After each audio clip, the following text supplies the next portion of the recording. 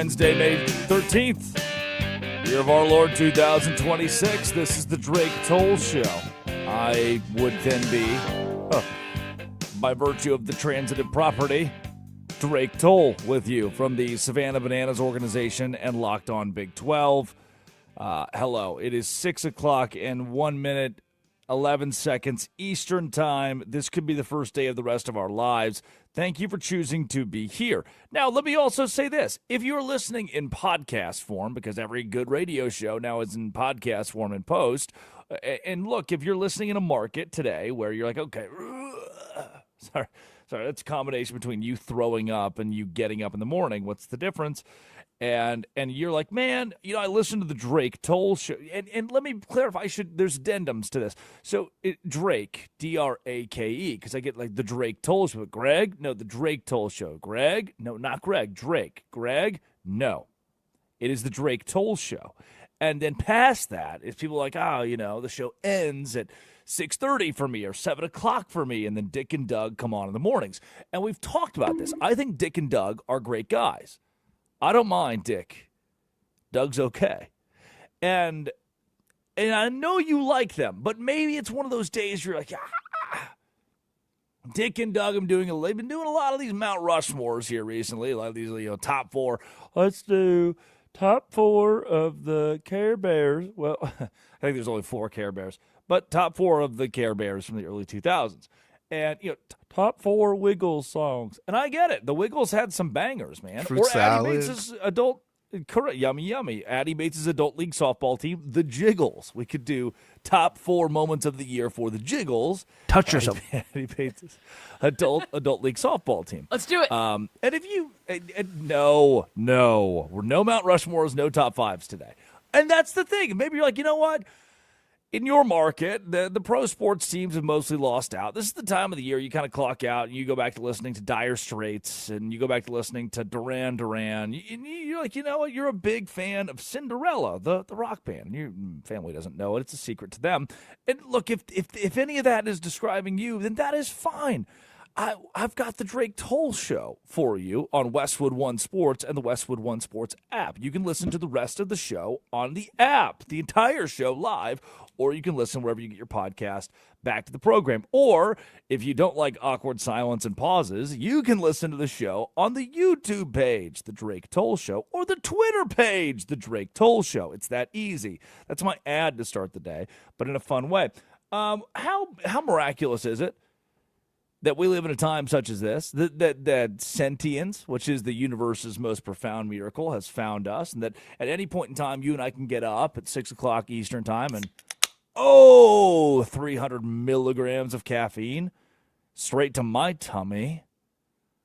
The moment that inert matter awakens to experience itself. That's what sentience is. When matter experiences itself, when it understands its own existence, the transition from just existence to subjective awareness of that existence, of the carbon and the hydrogen and the oxygen that all comes together and builds an eternal feeling of being not merely data processing, it is qualitative, subjective experience of the world, the redness of a rose, the warmth of the sun, the pang of grief.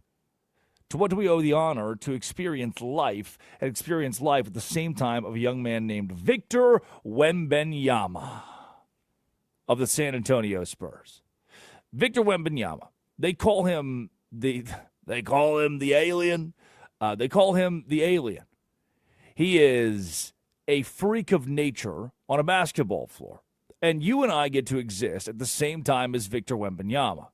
And might I tell you, this morning, for the next, 11 minutes, of what I saw last night between the San Antonio Spurs and Minnesota Timberwolves. And what you're saying is, God, man, you woke up today in Anna, Texas, home of the Coyotes. Seth Parr, head football coach at the local high school. You're a big fan of those Coyotes. And they had not really won at the highest level of Texas high school football until Parr got there. And once Parr got there, everything changed.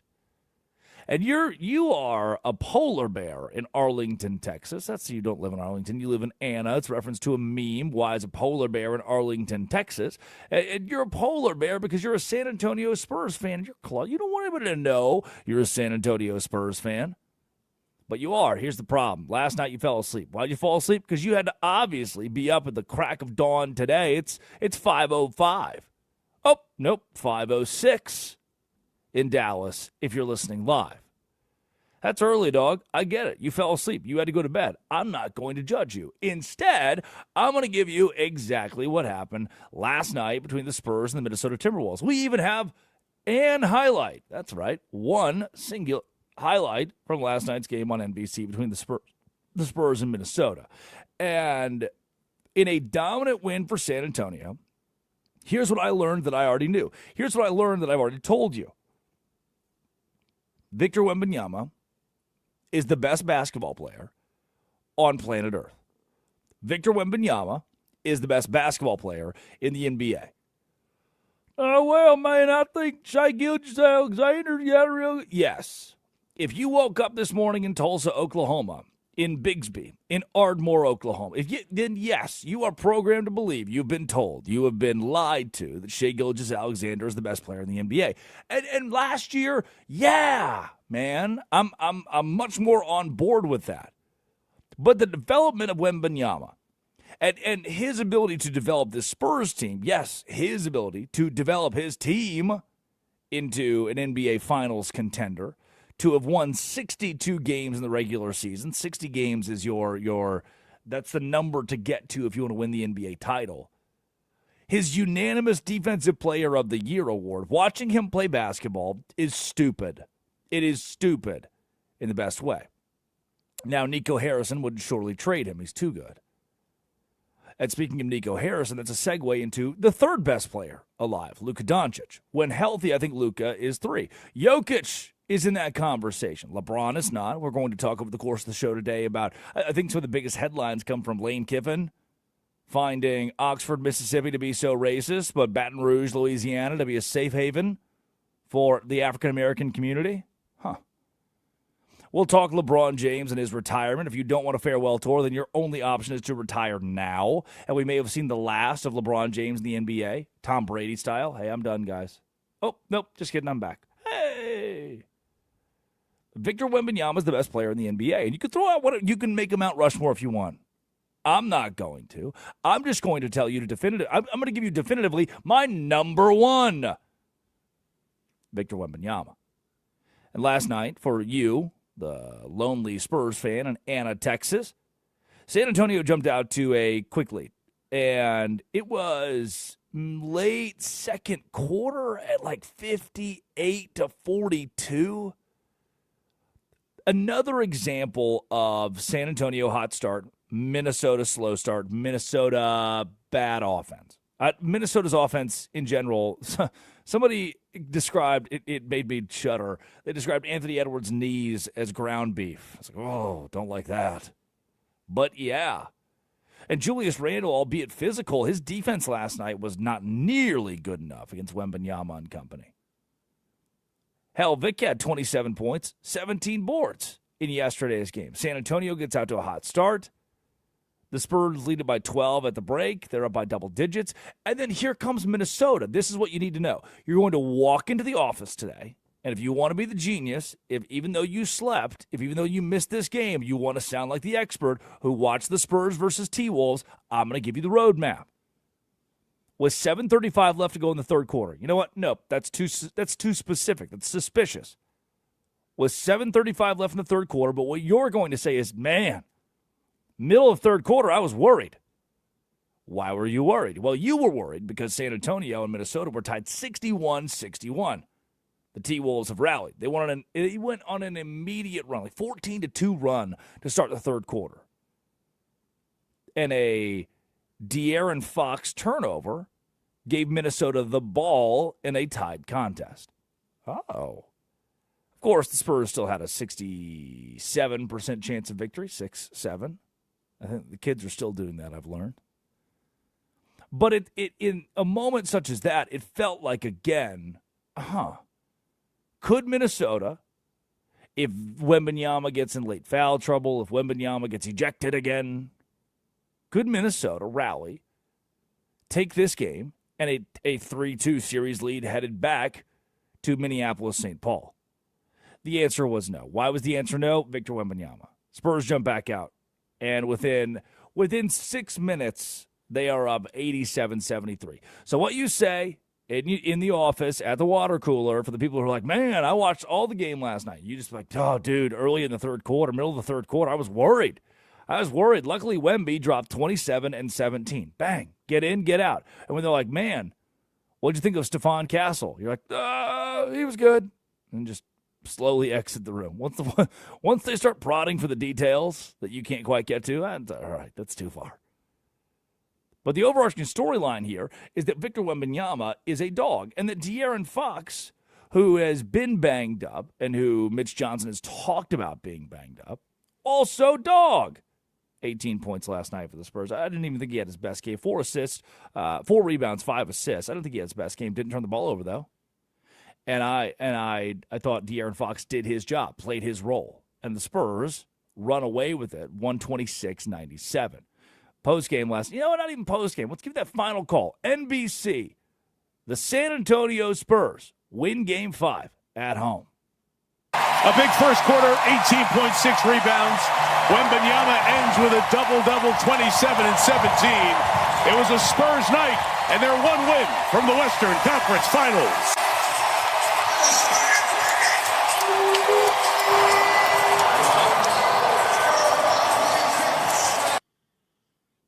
Victor Wembanyama was the story. He is the best player in the NBA. And Mitch Johnson last night said he's got one word he would use for describing Wembanyama. Mitch, the head coach of the San Antonio Spurs, in his postgame press conference. Take it away.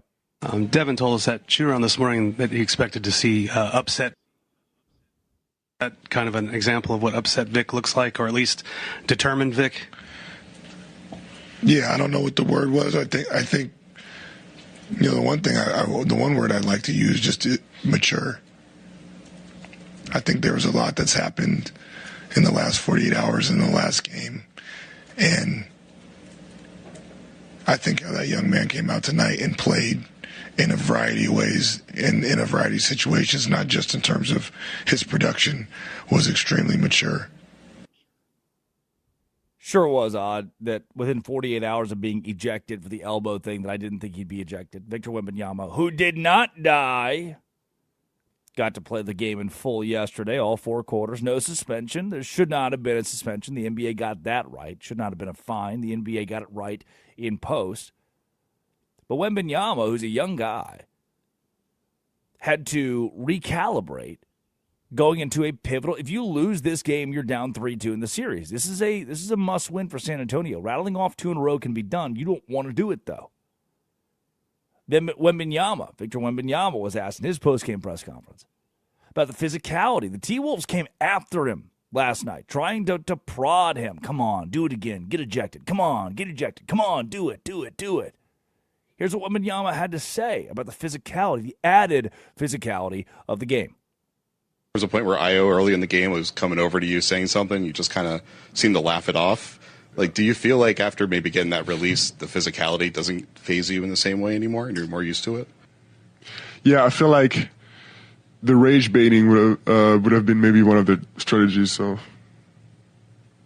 I feel like we need to stay composed as a team.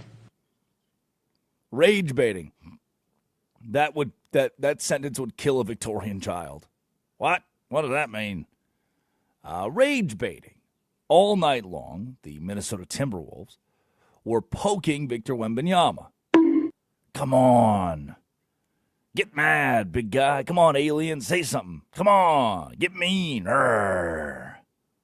Elbow somebody. Elbow Nasreed. Here he is. Look at him. Elbow him.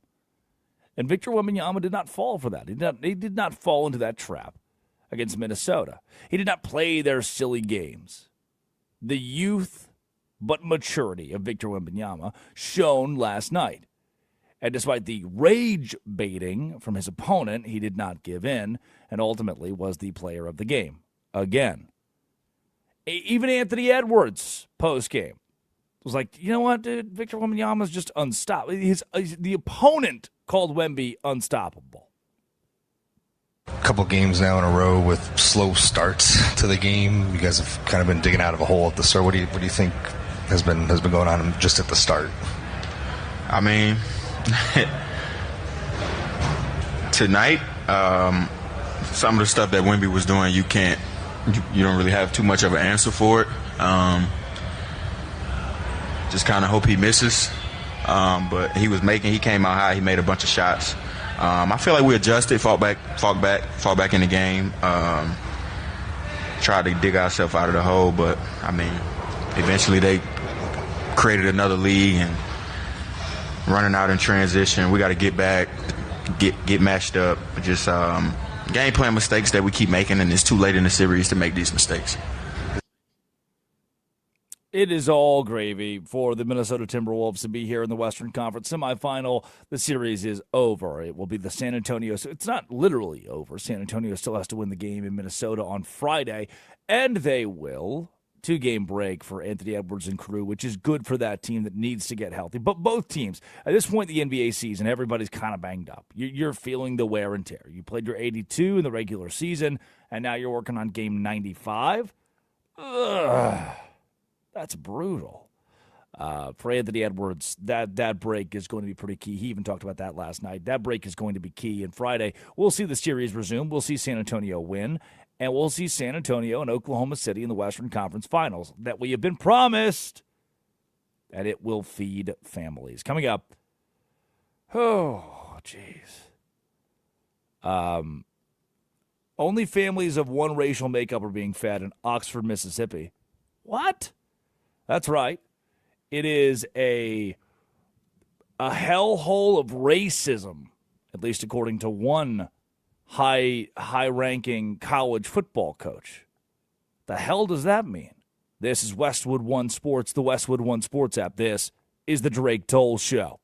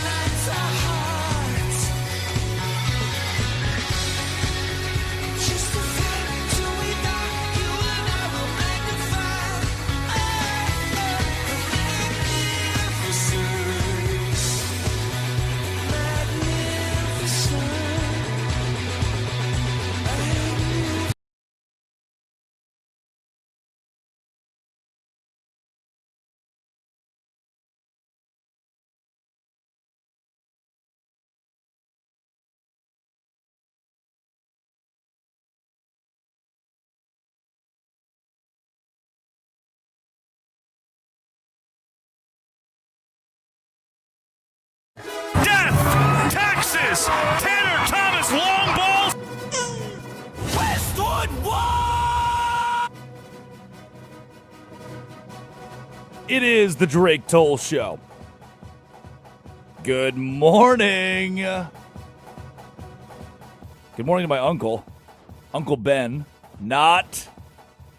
And I was taking not, which has nothing to do with the upcoming segment. He's just my Uncle Ben. Wasn't the Spider-Man, wasn't he an Uncle Ben? Star Wars. No. It has nothing. Uncle Ben is always. What wasn't Uncle Ben? Was he not Star Wars? I guess if you want to call him Ben. Old Ben, I guess, if you watch the original ones. Yeah, now what, huh? Now what? But I know nobody why calls vague. him that. Okay, well, I do. Just like you were just like, messing with your hair, making sure it looks good. Look at you. It's a whole brand new man over here. Is Spider-Man, is that Uncle Ben as well? Spider-Man, is he dead? Yes. Yes. Oh, no. Okay, so unrelated to the rice, which I think we got rid of. So Uncle Ben. Oh, my God. Also, one of the many. I have an Uncle Ben, because don't we all, who listens to the show every day. And look, I appreciate him listening to the show. I appreciate that his mentals are still intact. But given our family history, there will come a day where we sit down at the Thanksgiving dinner table, and my father stands up to pray and says, "Hey, if you guys could all just, hold hands, we're gonna bless this food before Thanksgiving." And my uncle goes, "Oxford's really racist." Wait, what? Oxford's a super racist town. Oxford's racist. Players can't play there. Black players can't play there. They're racist. Like, Ben, what are you talking about? He's like, Baton Rouge is good. Louisiana's good. Louisiana's good. Baton Rouge is good. Oxford bad. Like, whoa, Uncle Ben. Now, we're still years away from the mental deterioration to that point, but the thing is Lane Kiffin is not years away from from him becoming the drunk uncle, the weird uncle, the uncle who does Pilates. You're like, what the hell? They were trying to pray at the dinner table. He just say Oxford's too racist to win football games? You know what? He did. He did say that. Lane Kiffin, that is, not my uncle. He's still good to go. He's like 40. Ooh, he's probably 45, 48 maybe. In that range. Yesterday, you and I talked about it for a little bit. Oh, and by the way, if you want to listen to the entire Drake Toll Show live, the Westwood One Sports app, you can do that. Or on the Drake Toll Show YouTube channel. It's a thing. Every radio show has TV now. Or you can listen on Twitter, the Drake Toll Show. Yesterday we talked about Lane Kiffin and how he had talked about Oxford, how grandparents would not send their grandkids to play at Ole Miss because of racism. And I did not ever have plans on this program with Westwood One Sports to compare the racism, to pull out the racism meter between the state of Louisiana and the state of Mississippi. But I don't think anybody in the history of ever has said, Louisiana, a state notably devoid of racism. Lane Kiffin has forced me into this conversation. Now, yesterday, guys at Barstool, like a Brandon Walker at Barstool, was like, I've lived in Mississippi for 40 years. That's actually a pretty good Brandon Walker impression. I've lived in Mississippi for 40 years, and ain't nobody ever been racist here to me. Well, yeah, you've lived 0 years as a black man in Mississippi. So I'm not going to come on this program and pretend that living in Oxford or Baton Rouge as a white guy is a controversial experience. It's not. You are a white guy in the Deep South. Lane Kiffin goes to the podium and says, well, I just couldn't. Effectively, he couldn't recruit well enough at Ole Miss because they were too racist. But at LSU, they're not. What? And then at the buzzer, guess who chimes in? Steve Sarkisian. That's right. The head coach of the Texas Longhorns. Sark yesterday on Ole Miss's transfer portal practices and academic standards. Sark's direct quote via Matt Hayes College Football. At Texas, we will only take 50% of a player's academic credit hours. You may be a semester from graduating, but you're going all the way back to 50% if you play here and want a degree. But at Ole Miss, they can take you. All you have to do is take basket weaving, and you can get an Ole Miss degree. Oh, fighting words. And they're off. The SEC coaching offseason has turned into a Mean Girls script over the last 48 hours. Lane Kiffin, Steve Sarkisian, longtime friends, former rehab coordinators at Alabama. Literally rehab. They both had to get some things straight. One of them rehabbed in Pilates and then by hanging out with college chicks on Snapchat. The other, who's had a long documented history of a struggle with alcoholism, got help and now is in a much better mental space than the head coach of the successful Texas Longhorns. Good on them both for getting that help. But they rehabbed their careers under Nick Saban at Alabama, and they've teamed up to launch a coordinated verbal assault on Pete Golding and the Ole Miss Rebels. The Vanity Fair grenade, Monday.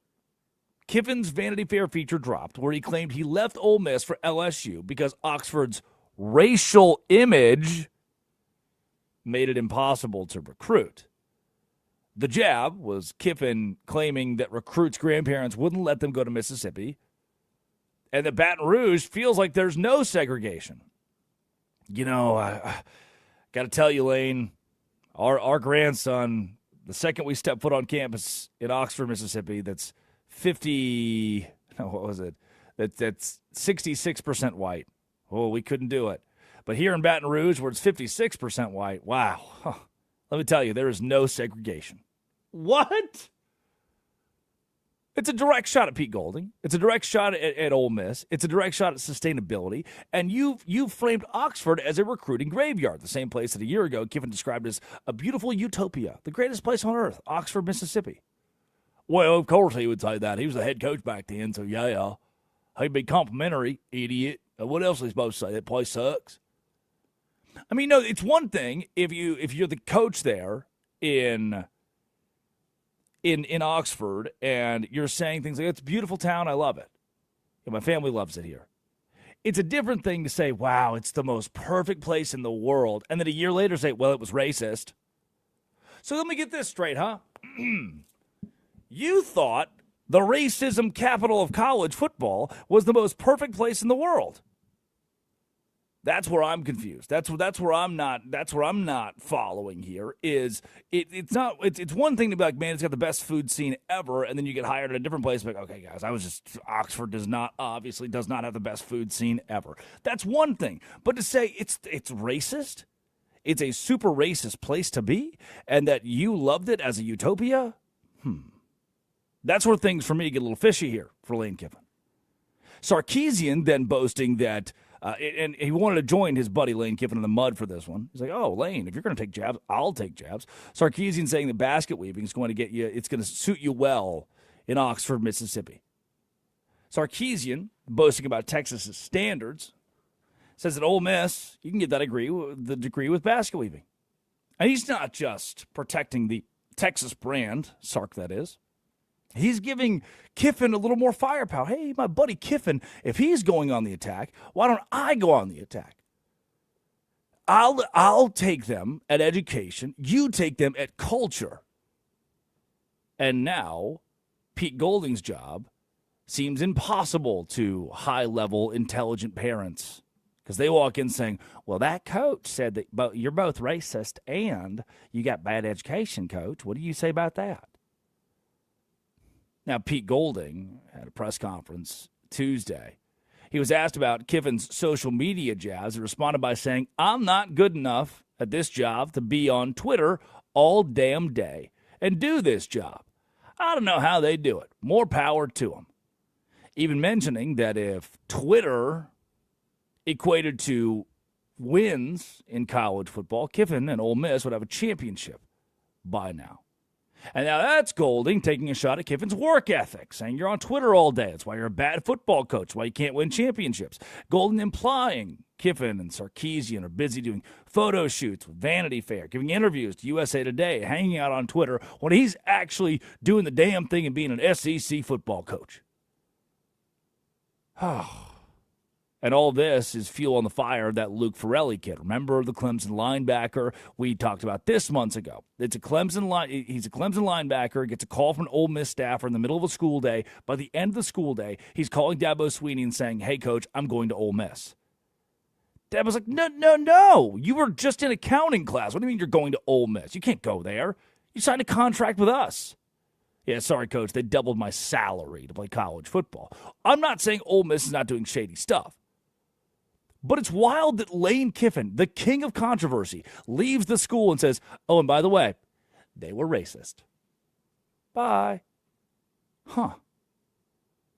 Well, what he said about the racial image of Oxford and how bad that is, what I don't understand is that DeSanto Rollins, a black man from Baton Rouge, is suing Lane Kiffin for $40 million.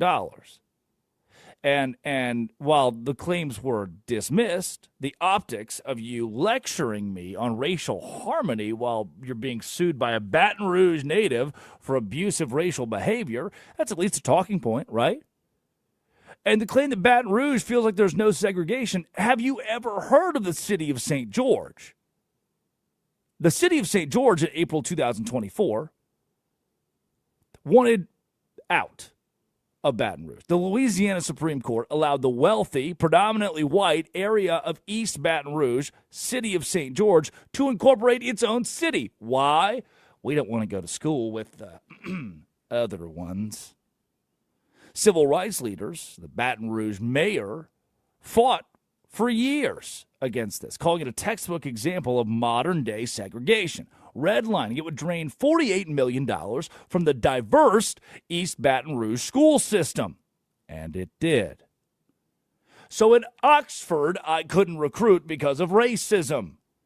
But here in Baton Rouge, where the natives are suing me for racial discrimination, and the locals are starting their own town for the white people, this is a kingdom of love and acceptance.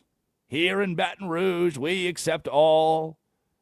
Will not each of God's children be in the choir at the end of days? That's Lane Kiffin's argument. And now I'm waking up at 5 o'clock in the morning, big stretch, make my tea, open my Bang Energy drink, and I get on the radio with you and our 300 affiliates across the country, and I have to sit here and say, "Banana, good morning. Bow now now." That's what it is. Bow now now. It's the Drake Toll Show. Who's more racist, Oxford, Mississippi, or Baton Rouge, Louisiana? Let's get into it. That has been created by Lane Kiffin, comparing the two from a racial discrimination standpoint. What a weird-ass thing for the old head coach at a school to say. 6 months after you leave, "Oh, and by the way, they were racist. Bye." What? It's just another example, man, of that line. Lane Kiffin just be saying stuff. From the tarmac firing at USC, the midnight run from Tennessee, the Al Davis overhead projector feud, the DeSanto Rollins lawsuit, Kiffin has been marred in controversy, and he brings it upon himself. Basket weaving, huh? Corn dogs, Jackie. Corn dogs. When we come back, it's time for our biggest losers of the day. But first, the NFL schedule release this week. Tomorrow, Westwood One Sports special presentation, 8 to 10 p.m. Eastern, announcing and breaking down the upcoming schedule, including primetime international and holiday games with Scott Graham and Mike Golick. Have guest appearances, players, coaches, other Westwood One names that you'll recognize, all right here on the Westwood One Sports app and Westwood One Sports. Biggest losers of the day coming up. This is the Drake Toll Show.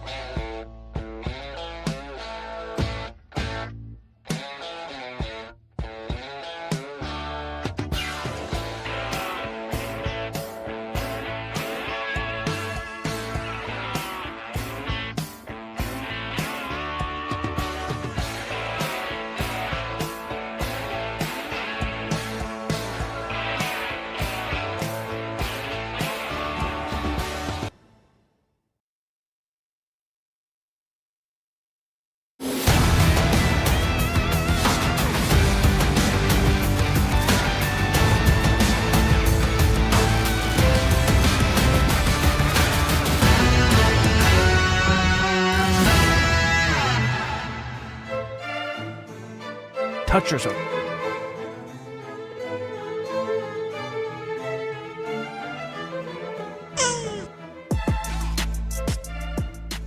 It is the Drake Toll Show. Drake Toll with you from the Savannah Bananas organization and Locked On Big 12. This is the first day of the rest of our life. I don't even like the Savannah Bananas. They're ruining baseball. I don't care. Now what, huh? You told them. You tell them, Drake.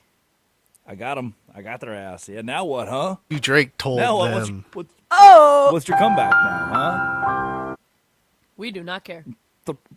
310-840-4910. 310-840-4910. People go and they hold hands and they have a good time. And that's what it's all about. That's what life's about. That's the meaning of life, is holding hands at a Savannah Bananas game.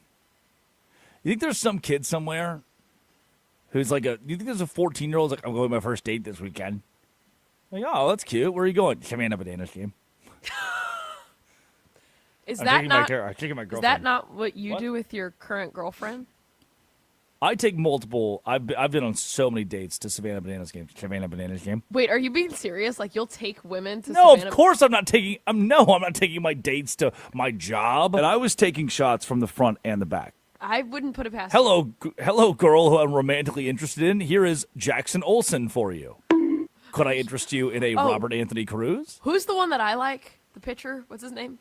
You like Connor Harris. That's a deep track too. I wouldn't be able to focus on you. It inherently makes you a banana ball fan if you know who Connor Harris is. Like that's a deep cut. It's pretty impressive. I told you how I found out who he was. I was with friends drunk at a bar and the Bananas were playing, and so then we looked at the roster because I knew I was going to a game, and I was You like, get drunk? Yeah, we'll see how I'm doing tomorrow morning. Tonight's trivia. It's trivia night, yeah. It's trivia night. I'm going to get that text at 7:30. Hey, rundown will be done in the morning. I'm having some fun tonight. I'll get finished later. Anything you want to talk about? I'm like, I don't know, sports? Okay, I'll put it in there later. Bye. I like to have communication with you. And sometimes I have communication with women at Savannah Bananas games. Speaking of Jackson Olsen, it's time for our biggest losers of the day. Oh, biggest loser number one, those who hate banana ball being on their TV. It's about to get even more on your TV. Jackson Olsen of the Savannah Bananas, starting second baseman. Breaking news yesterday, will be a member of season 35, Dancing with the Stars. It is the same Jackson Olsen who's now in a relationship with Pat Sajak's daughter. I met her this weekend at our games in Atlanta. She was kind.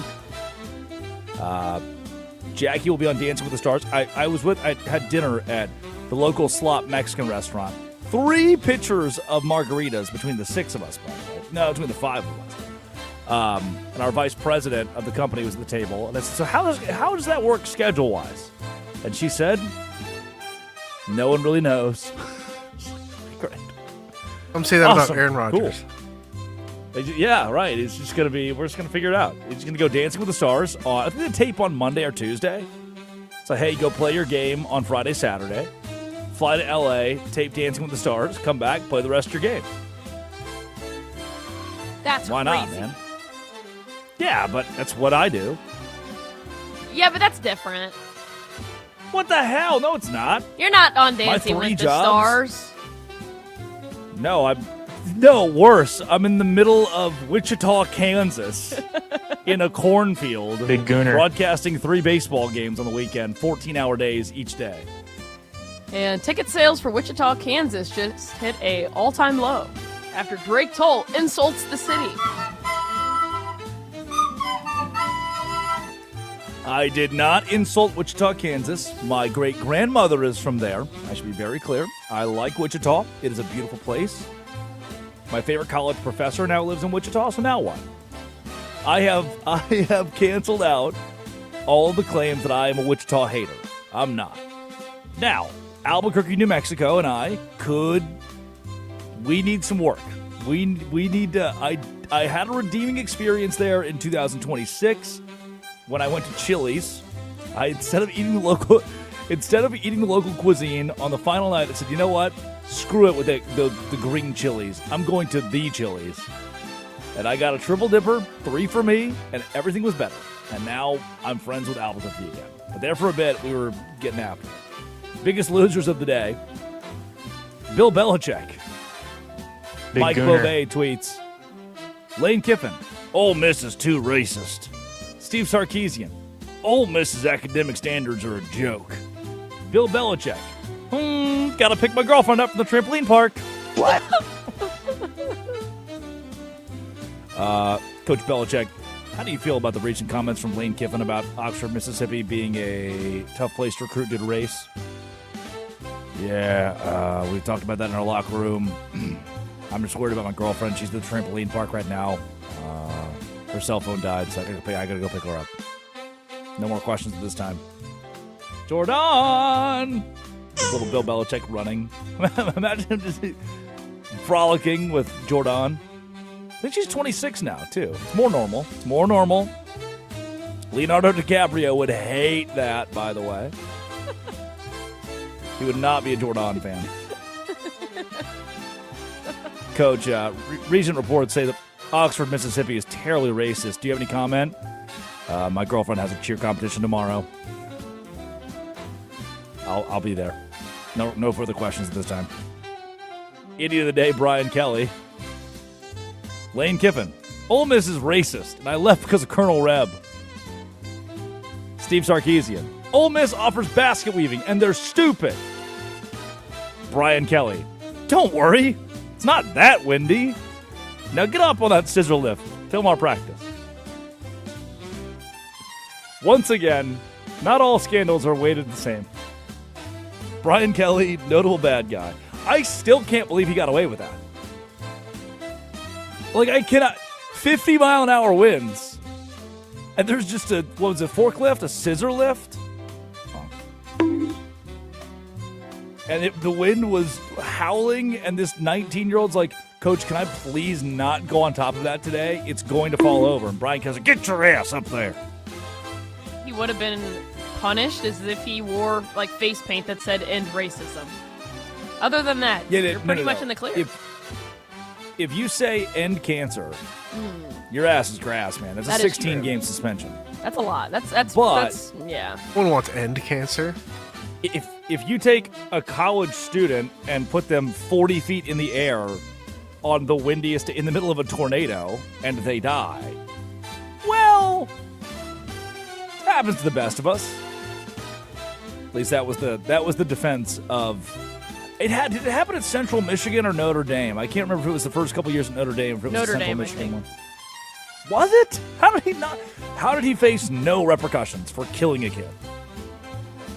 He didn't kill the kid. The kid didn't have to do it. He didn't have to get up there. I mean, okay, yes, he didn't kill the kid.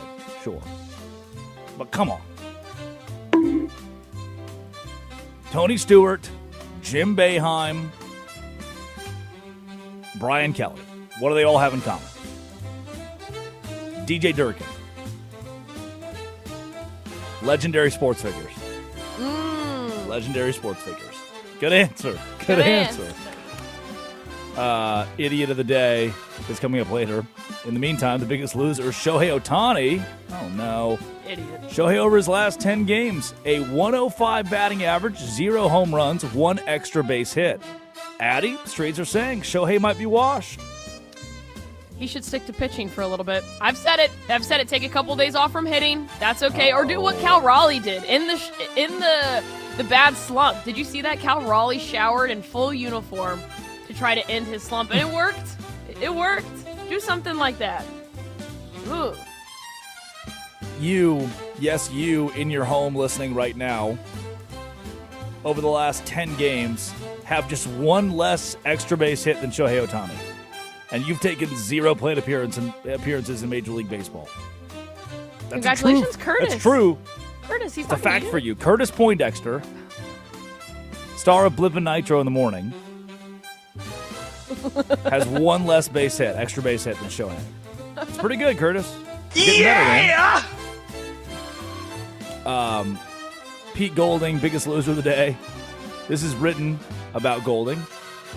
It was public record Steve Sarkisian had battled alcoholism, a disease that nearly cost him his career. Sark had rebuilt his life. During one Zoom call with Arch, Golding was discussing Alabama's schematics and culture, and then he went there. I love Sark, Golding said. He's my best friend. He paused. I hope he can stay sober. What? After the Zoom ended, Stewart called Golding. Pete, that's effed up. Golding knew. He had no choice.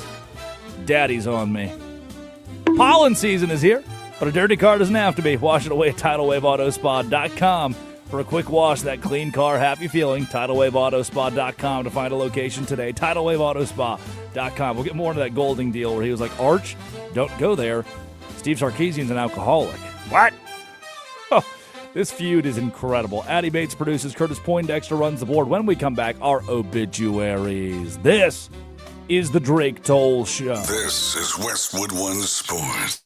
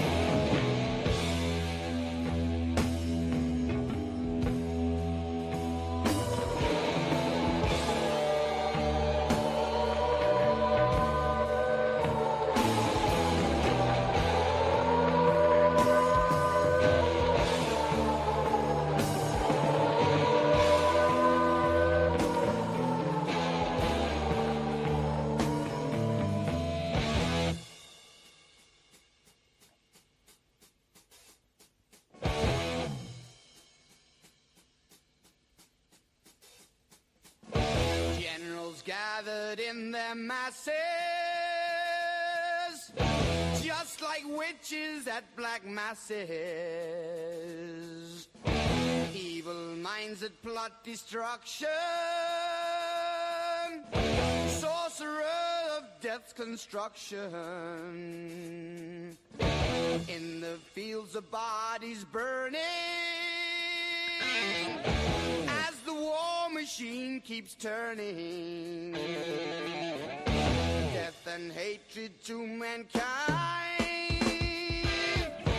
poisoning their brainwashed minds. Oh Lord, yeah.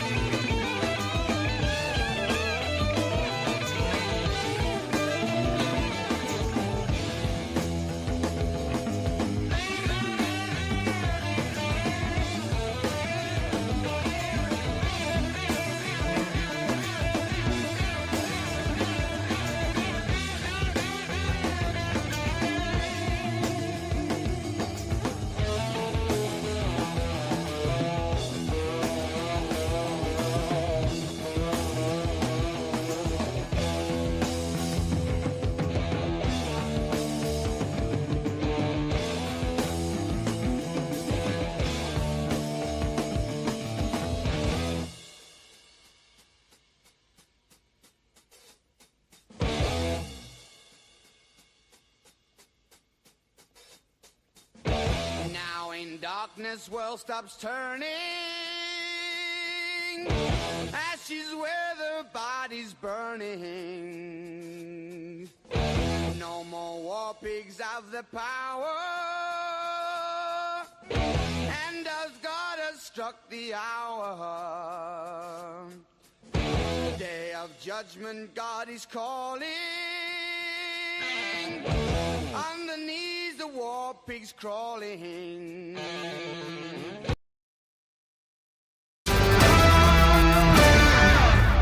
Muchas novias, hoy tengo a una, mañana a otra. Me las voy a llevar a todas pa' un VIP, ey. Saluden a Titi, vamos a tirarnos un selfie.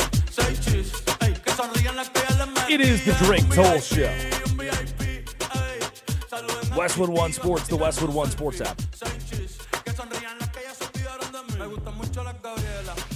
I've been noticing recently. Oh, sorry. I am Drake Toll. Westwood One Sports, the Westwood One Sports. I'm from the Savannah Bananas organization and locked on Big 12. I've been noticing recently a downtick in hate tweets about this show. Problem: we haven't gotten a hate tweet in weeks. What happened to us? We used to be a proper society. People used to tweet at us all the time, like, I can't even listen to that BS. Dude, they don't even know nothing about sports. It's like, yeah, man, you're right. I don't. And now it's the haters have withered. Where did the haters go, man? I can't function like this without them. They told me I had to stop. I needed that. Curtis couldn't continue creating burner accounts to tweet at me. I hate that. I hate that Drake Toll kid because of woke. And maybe that's why we have no more tweets, no more mean tweets, because of woke. Because of woke, there are no more mean tweets about the Drake Toll show. That's all I ever wanted was some sort of online controversy. That is what we have in the Lane Kiffin, Steve Sarkisian, and Pete Golding. This is just all big Twitter beef, online controversy. That means it's time for our obituaries. Dead today, alcoholism being a bridge too far in recruiting conversations. Now you can bring it up. You're good. You can be like, well, you shouldn't play there, kid. That coach is an alcoholic. I didn't give this enough time. We need to give this a little breath here. Is this The Athletic? Who wrote this, Addie? What do you got on this? That little snippet? That's an old article, so I have to go back. All right, go back. In the meantime, I'll read it. Nobody knew where Arch Manning wanted to go to school. The article reads, problem for Alabama was that Nick Saban, who the Crimson Tide assistants called Daddy, was getting up there in years, and nobody knew how long he'd be there. It was public record that Steve Sarkisian had battled alcoholism, a disease that nearly cost him his career. Sark had rebuilt his life and work in recovery. But during one Zoom call with Arch Manning, Pete Golding, who was at Alabama and discussing Alabama schematics and culture, went there. I love Sark, Golding said. He's my best friend, which is a wild thing to say. I hope he can stay sober. After the Zoom call ended, Golding got a call that said, Pete, that's effed up. Golding knew, and he had no choice. Daddy's on me. Oh. Those were the words of Pete Golding in reference to Nick Saban being probably not very happy when Pete was like, all right, man, Arch, here's the deal. We love you, man. We really want you to be Alabama Crimson Tide. Now, I know you're visiting Texas. I like that coach over there. Well, he's got a problem with the bottle. You know what I'm saying? He likes a little drink or two. Sometimes too much. I just hope that, him being a whole alcoholic and all that hope it don't be too much of a problem, right? But you'd fit right in here. Your coach Saban, he likes whiskey every now and then, but he's not relying. And I'm not saying that Sark is relying on it. It's just that he needs alcohol all the time to function. So I don't know if you want to do that, you can, but otherwise you can just play for Coach Saban. He's sober. Addie, notable Texas fan, friend of Steve Sarkisian. Maybe we don't bring up alcoholism in our recruiting pitches. Okay, so even if he likes to drink, I thought this was America. I thought this was America. Anyway. What a wild way to take this. It went from congrats, Steve, well done conquering your alcoholism to no, keep drinking. I was just like, what's wrong with that? What's so Addie bad? Bates, wait, what are you talking about? No, it's just a Pete Golding masterclass. That's such a low shot. It tells me that you knew that Arch was not going to go there. You knew that Arch was not going to play for you wherever you were, so you had to it's a low blow. Bonk. I already know. Oh, Curtis missed that one. There it is. You go for the knees. That's stupid. It's stupid. And look at him now. Well, in this case. Look at my boy now. In this case, you go for the gut. Well, you could play there, but, their coach is an alcoholic. What? You think that when you'll get a maybe better when Golding was at education. Alabama, and Kiffin was at Ole Miss, Arch was like, yeah, Coach, I'd really like to come to Alabama, but Ole Miss is recruiting me pretty hard, too, in a legacy. And he's like, oh, no. Don't get me wrong, man. Lane Kiffin's my best friend. But he's fat. But he's on that GLP-1 Roche stuff. He's doing that Serena Williams stuff, man. Charles Barkley got real skinny? Lane Kiffin's doing that in Pilates. Lane Kiffin's going to steal your girlfriend. You go to Ole Miss, he's going to Snapchat your girlfriend, I guarantee it. Now, he's my best friend. Don't get me wrong. Pete Golden it's dead today. Pete Golden's career in the spotlight. That is, all three of these coaches have been, again, their careers have been controversial. I think Sark is the angel of the three, and when Sark is the angel of a group of three people, the other two have some skeletons in their closet. But maybe that's what Ole Miss needs, is just this redheaded stepchild asshole. Oh, wait a second. They just had that. Stop saying that. I didn't say it. I stopped myself. I said and I stopped. I burped in the middle of the word. I burped. I didn't say it. I have it written on my computer. Don't say that word. I just learned how to burp. I didn't say it. You can say so many things on the radio that just aren't as bad as that. And I've learned my lesson. I'm not saying it. Dead today in our obituaries. Your financial situation? I'm going to tell you, man, we don't care about your financial situation. Yesterday, the president took the White House lawn and was asked, to what extent are Americans' financial situations motivating you to make a deal with Iran? Here's what he had to say. To what extent are Americans' financial situations motivating you to make a deal? Not even a little bit.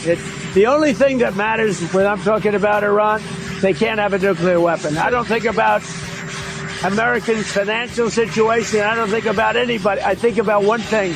We cannot let Iran have a nuclear weapon. That's all. First time he tells the truth? In other news, my gas was $4.11 yesterday, which is the cheapest in the country. Yeah, $6.40. God, $6.40 is crazy. Financial situations? Mom Donnie's fault. Who needs Mom Donnie's who needs financial situations? I've been saying American gas prices are going up because of Zoran Mamdani. And if he does not stop, if someone does not put an end to that, we're going to be in trouble. Luckily, those 9-year-olds that visited the White House 2 weeks ago did not get blown up by nuclear bombs. That's still so funny. Noah Syndergaard, the Florida head coach, Todd Golden, who didn't he touch that girl that one time maybe? Yep. Touched a bunch of 9-year-olds. And Trump looks around the room and he's like, Iran almost killed all of you. Iran almost killed every single one of you. And the kids are like, what? It's like, yep, they had a nuclear bomb to destroy you with, but I saved you. Dead today. Sound at a baseball game.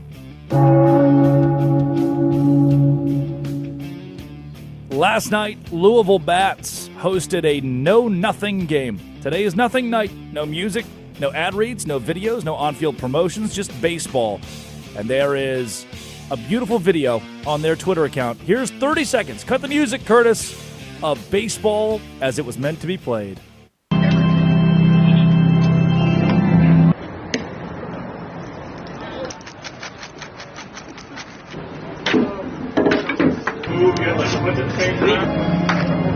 Go!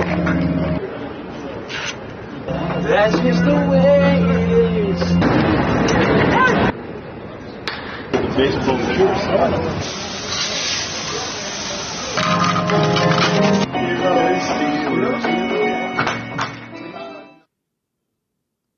And it just so happened to be one of the stupidest promotions of all time.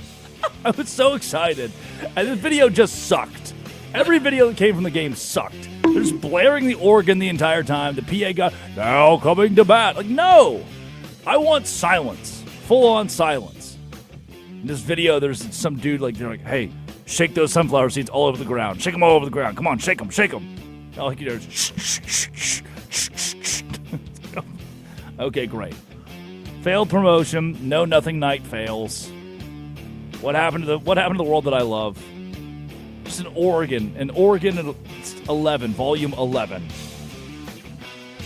Back Great. Magic City. I got a man. hate tweet. We got a hate tweet From Curtis.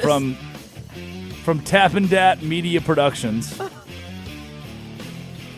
You definitely said it. Less than love. You definitely said it. My bad. Those are our obituaries. It's time for the quickie top 5 headlines in all of sports. Addy Bates, read them. Addy Buff, read them. Rita responds. All right, here's your first headline. Morey out as 76ers eye fresh start. Nurse to stay. The fact that Nurse is staying, which I like Nick Nurse, by the way. I think that's fine. The Morey firing is a surprise. He is the president of basketball operations for the Philadelphia 76ers, for those who are unaware. And it is... Okay. It's dependent on the organization. What I've learned about franchises, organizations, from the NBA to the NFL, the role of the president and how hands-on he is with evaluating players, bringing them in, ensuring the roster is built to compete. He's been in the last 6 seasons, 5 playoff berths, 270 wins, 212 losses, but they haven't advanced past the second round in the playoffs under Morey, and have not been to the conference finals since 2001. Now, Morey is one of the more hands-on guys. He brought in James Harden, touch yourself, which had previously worked. Traded for James Harden, with whom he'd previously had success in Houston, ahead of the 2022 deadline. But the reunion, if you'll remember, was short-lived as the Sixers declined to offer Harden a long-term contract. So now, after trade talks broke off, the Harden deal happened. It was all embarrassing, blew up in your face. He brought in VJ Edgecombe, which was a good pick. He was third in Rookie of the Year voting. That's a good pick, but Nurse is 116 and 130 in 3 seasons. And while I don't hate Nick Nurse, was Morey the problem? I don't know. It seems like the whole thing's a problem. They haven't been to the conference finals since 2001. Blow the whole thing up. It's frustrating minute. Wembanyama returns with a huge performance as the Spurs beat the Wolves 126-97 for a 3-2 lead. Top 5 games between the Timberwolves and San Antonio Spurs in the Western Conference semifinals. I'm doing it again. I'm pausing the minutes because I'm watching. I have the quad box on, and I'm watching all the national networks. I'm watching all the national radio shows, talk shows, sports shows. And again, today on our top 5, give me number 1. What is the headline? What is the thing? What? I thought you had a Gooch sighting again. No Gooch yet. Gooch usually comes around about 7:40 or 8 o'clock. We'll get Lieutenant Governor Gooch in here. Yes, great headline. Wembanyama was awesome last night. He's the best player in the NBA. We opened the show with that, with him being the best player in the NBA, and I'm doubling down. He is number 1. He's 1-1 for me in the association. Congrats, Wemby. Here's your third You think he headline. would come on the show and allow me to present him the award for Drake Toll Show Best Player in the NBA? We'd have to tape an interview for sure. Well, nope. I'm not allowed to. It's in my contract. That's what I thought. Third headline, Dodgers give Shohei Ohtani a DH break for 2 days. 2 days amid his offensive slump. Yeah, he sucks at the plate right now. Still the best player in baseball. Still the best player in baseball history, by the way. What I don't think is helping, and this might be me reading too deep into this, Cal Raleigh has been sucking, and Paul Skeens has been playing so well. And it's like, man, you just don't want to be when other guys are taking the spotlight for their performance on each end of the spectrum, dramatically great, dramatically bad. You don't want to be Shohei Ohtani in the middle of that and then get benched. But he's being benched. Shohei Ohtani is being benched by Dave Roberts and the Dodgers. Maybe it works, but that's just kind of a crazy, like, if I'm mad at anybody here, it is the Dodgers. If the best player in the world has 10 games where he hits 100, don't bench him. He's the best player in the world still, guys. Come on. Here's your fourth headline. Kind of a sad one here. Memphis Grizzlies forward Brandon Clark, a veteran of 7 NBA seasons, passed away at 29. 29 years old. That was Jason Collins, too. The last 24, 48 hours have been tough in the world of the NBA. Obviously came as a surprise. Found dead in California, too. That was what the team announced on Tuesday. Nobody had given any details about the death. Not that we needed those, but LAPD was the first to report it alongside NBC4 in Los Angeles. And they're heartbroken was the statement from the Grizz. Most of the stuff with this has been kept close to the vest, held close to the vest, which is fine. And it can continue to stay close to the vest. I don't need details. It's just a sad situation. Nothing more than that. That's a minute. Here's your final headline. Zach Benson's power play goal helps Buffalo secure win over Montreal to even the series. If you love hockey, you understand that the Avalanche and the Hurricanes are on a crash course for the Stanley Cup Finals, and it's going to be awesome. Oh, my gosh. If we can get, which we won't, it's staggered, but we're going to get a 2-week period of Spurs Thunder, followed by a 2-week period of Hurricanes and Avalanche. I have sports chills. With that in mind, the Sabres over the Canadiens evens the series at 2 apiece. The Buffalo Sabres are the better team. They could go back to Buffalo, and now the series resets. It's 0 games to 0 games. Best 2 out of 3 in this series. I still think the Sabres, the better of the two teams, who have now rallied to tie things, will ultimately take it home. And that'll be a fun series. I think when the Sabres move on, they'll have a fun stretch with the Hurricanes. I'm excited for that one. Again, in the middle of San Antonio and Oklahoma City. Those are your headlines. That was the Quickie. Coming up, let's do it. Benson breaks tie on his birthday. On his 21st birthday. Think he had a beer after the game? We'll take it to hockey last night. 2 games across the league in the NHL playoffs. Let's break them both down. This is Westwood One Sports and the Westwood One Sports app, The Drake Toll Show.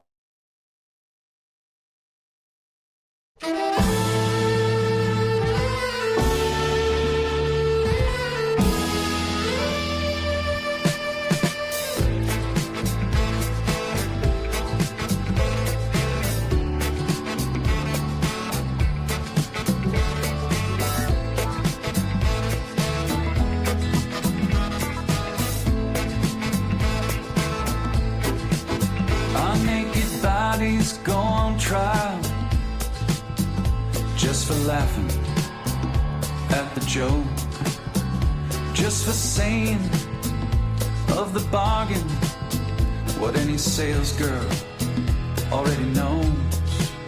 Most of us old men die at the firing line, just waiting for our number to be called. I guess time just makes fools of us all. Now the king regales his stepson when loaded as a gun. Says a real man is like a country. You need a map to find your one. Now I do you suppose you must approach the throne with its back up against the wall. I guess time just makes fools of us all.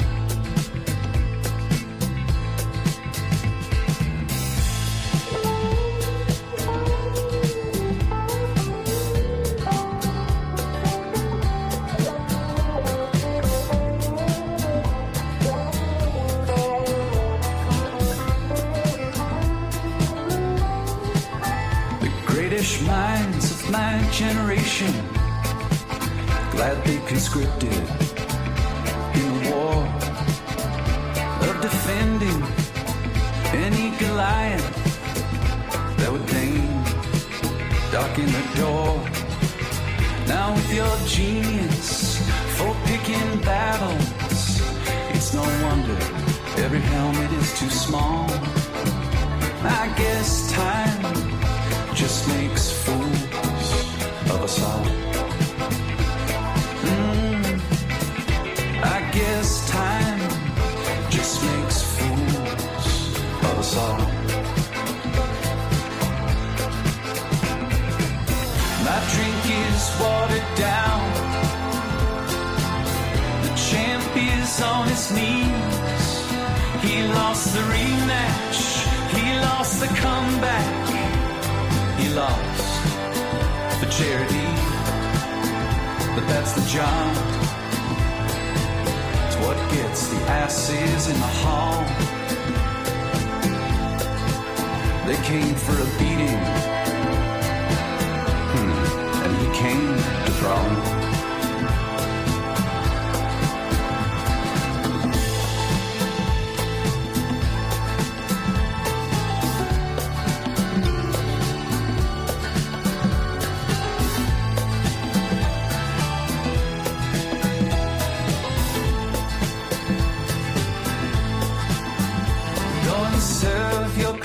Notice that of all the young gods I have known, yours is easily the least famous to turn down the cover of a Rolling Stone. Lily white faces, so familiar and yet impossible to recall. I guess time just makes fools of us all. After a millennia of good times, God said, hey now, let's have a dream where we raise the stakes a little. Come on, let's make things interesting. Parachute into the Anthropocene, an amnesiac, a himbo can doll. I guess time does make fools of us all.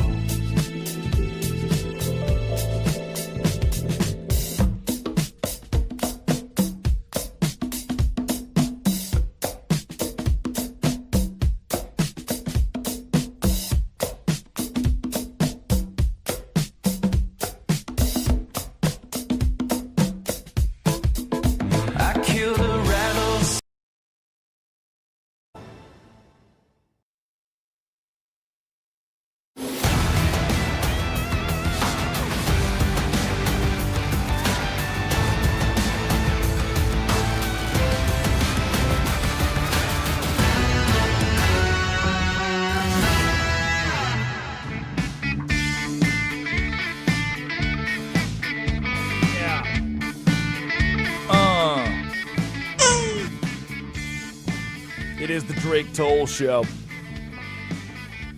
Westwood One Sports, the Westwood One Sports app. Do you think Westwood One is named after Westwood, California? Possibly. I've been to Westwood one time. Oh. It was in 2000 and...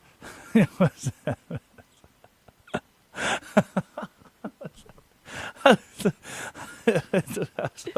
was hoping somebody got that. It could kind of caught me by surprise. I didn't mean to. I'm sorry. It got me. My friend Brooke's on TV. She's the local news anchor, and we struck Iran again, I'm seeing. Have you dated her? Of course I haven't. I'm going to her wedding soon. Again, with my other best friend. That's how I met Brooke, was through Yvonne, who I went to dinner with a couple nights ago. I went on a boat with Yvonne. We saw the dolphins. I wouldn't have put it past you. I don't know. Dating the local news anchor? No, I've only done that twice. Exactly. Media man. It's how media man. He's an anchor for I've been his to boat. Westwood once, and it was 2022, and it was at SoFi Stadium. I went to SoFi, and I saw the TCU Horned Frogs against the Georgia Bulldogs. Kirby Smart in the single worst college football game in history. Do you want to know what made it worse? It was California's supposed to be temperate and nice. It was 51 degrees that night, which is terribly cold. 51 degrees there is impossibly cold. And it was raining. And I thought, okay, I'm fine. SoFi Stadium, indoor stadium. Was that when the roof leaked? Not indoor stadium. It's an open-ended concept. So the south and north end zones are both wide open. So it's just raining cats and dogs sideways because it's windy. And so into the TCU section of the stadium, into the combination media section, TCU section, these people are being drenched, monsooned upon at their indoor SoFi Stadium. Not only do you lose 65-7 to Georgia, who pulls the starters late in the third quarter, but you're being dumped on, in an indoor stadium. That's my only time that I went to Westwood. And then I saw Book It with Trent. He was there. My girlfriend at the time was a TCU student. And so, obviously, her college was playing the national championship after the Michigan win, so she wanted to go. And Pentatonic sang the national anthem, so I went. I was like, yeah, I'll go, whatever. It was, cool. And so we went. TCU obviously got killed to the point where it wasn't even funny anymore. It was just like, okay, well, that's done. That's over. That was bad. And we're walking the concourse pregame, and a TCU fan came up and was like, hey, are you Drake? It's like, yeah, man, I am. He's like, dude, I love your stuff. Can we get a picture? I was like, yeah, that's cool.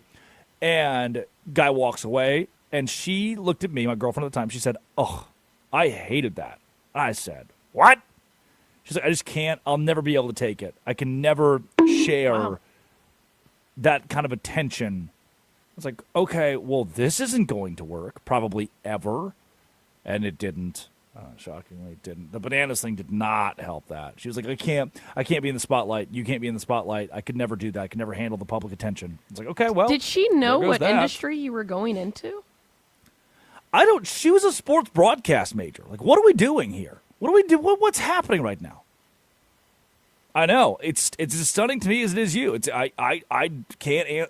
There are questions that I will never have answers to, because she blocked me after I.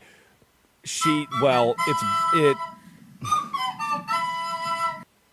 feel like I won. Here's the short of it.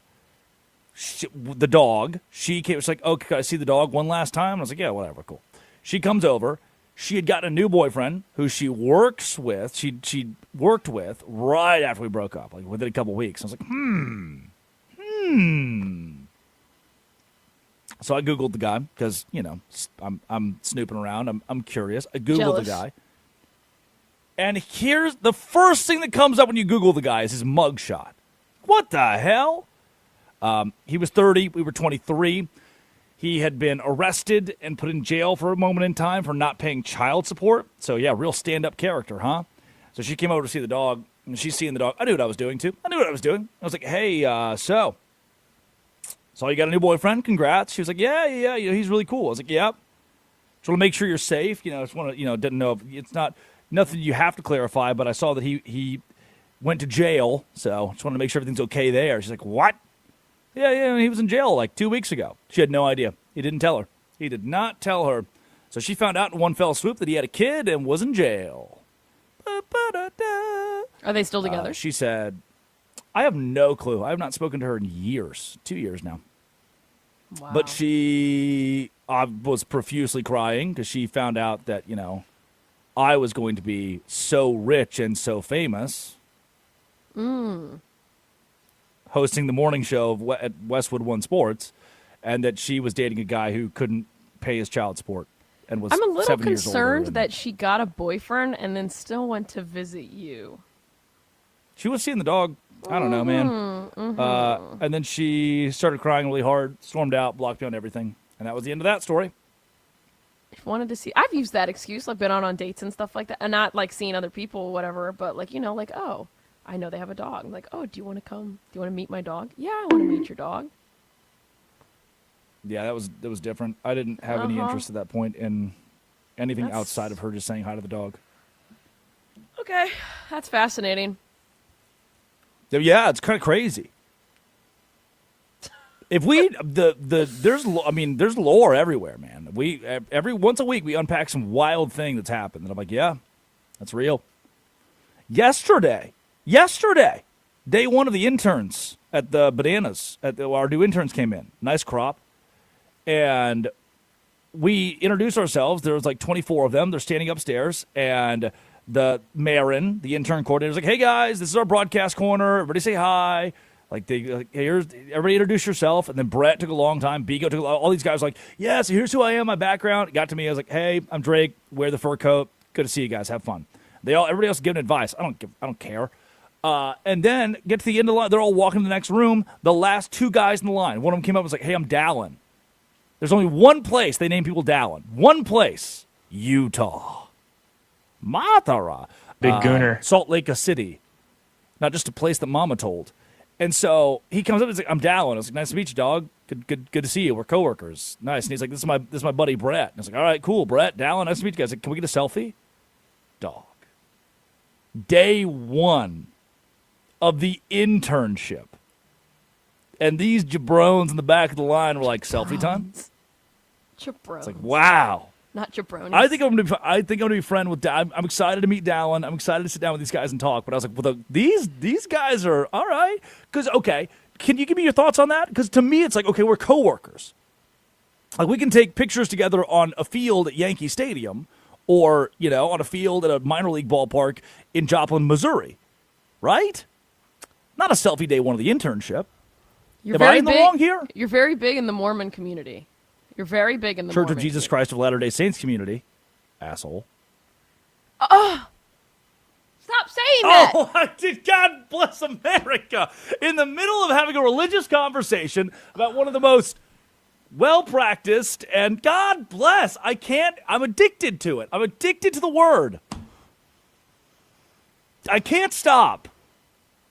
Why does the FCC not like that word? Because it's a body part. You're referencing like a body part in like a indecent way. How did you not take common law in college? I was a PR major. I took tennis. Okay. And I took history of baseball. I took love and sex. I took ideas in mathematics. I had love and sex with Charlie Brewer. Oh. It was always a good bit in college, being like, That's hey, a do you want minute. to take love and sex with me? Do you want to? Yep, I'm there. You want to do love and sex together? Whoa!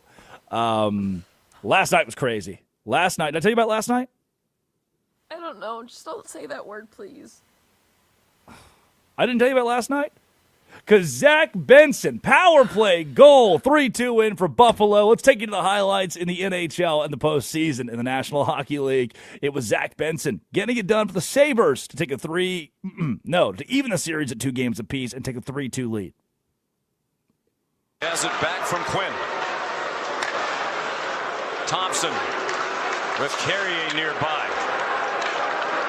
Sabres crowding the front of the net. They work it to the front. Benson scores! Zach Benson! A power play goal! And a 3-2 Buffalo lead.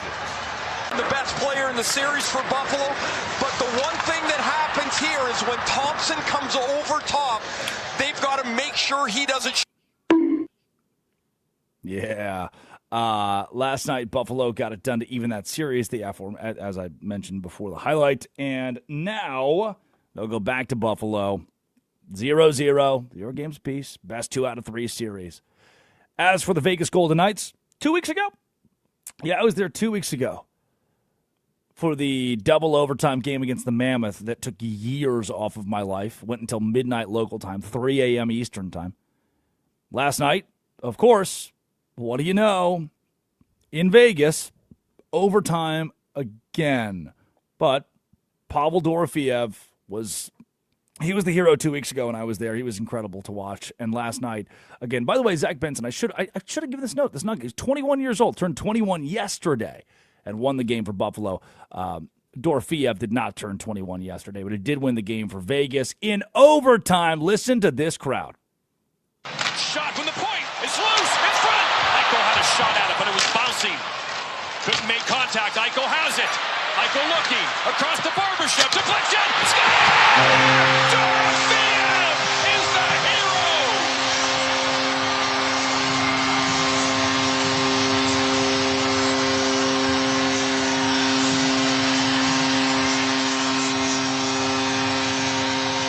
Dreams are made of. Here come the Vegas Golden Knights deep in the offensive zone. They regain possession in the corner with a swarm along the wall. And Jack Eichel, who needed to have a big game, fires this one off the pad, pass off pad. And Pavel Dorofeev, as I call him, was hit with a puck on the knee earlier. 1 goal earlier in the game, and the OT winner to put this game to bed early in Sin City. What a pass by Eichel, the Bostonian. And it's Dorofeev who goes top cheddar, bar down. Love it. Vegas over Anaheim last night. That leads to a Vegas 3-2 lead in the series. The winner of that one will take on the Colorado Avalanche. And if the Sabres can conquer the Canadiens, or if Montreal pulls it off, they'll play the Hurricanes. And both the Hurricanes and Colorado have had just endless days off. Colorado's got to win tonight to take the series, but that's kind of I don't foresee the Wild walking into Colorado, into Denver, and taking down the Avalanche. They'll get some free time going into the conference finals. Tomorrow, 8 to 10 p.m. Eastern time, Westwood One Sports special presentation announcing and breaking down the upcoming NFL schedule, including primetime, international, and holiday games, hosted by Scott Graham and Mike Golick. Guest appearances by players, coaches, other Westwood One names that you know. The NFL schedule released tomorrow night, 8 to 10 p.m. Eastern, right here on Westwood One Sports. Coming up, is LeBron James retiring? I think so. This is the Drake Toll Show.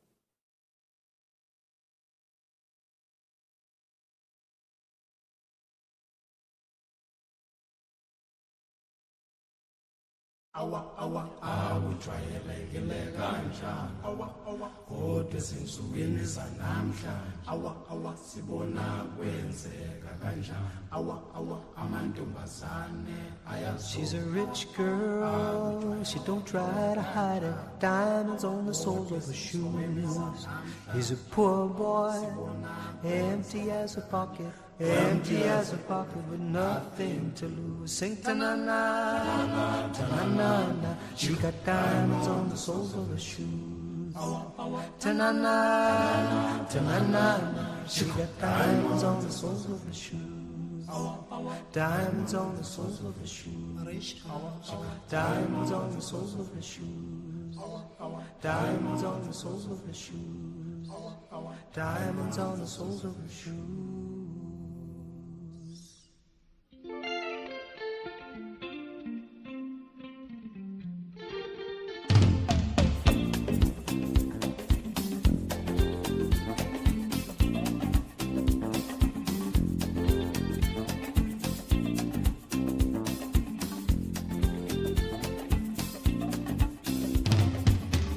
Say she's crazy, she got diamonds on the soles of her shoes. Well, that's one way to lose these walking blues. Diamonds on the soles of your shoes. She was physically forgotten, but then she slipped into my pocket with my car keys. She said, you've taken me for granted because I please you. Wearing these diamonds.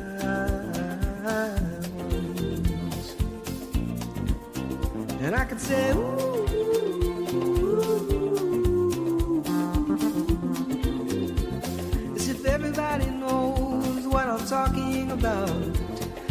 everybody here would know exactly what I was talking about.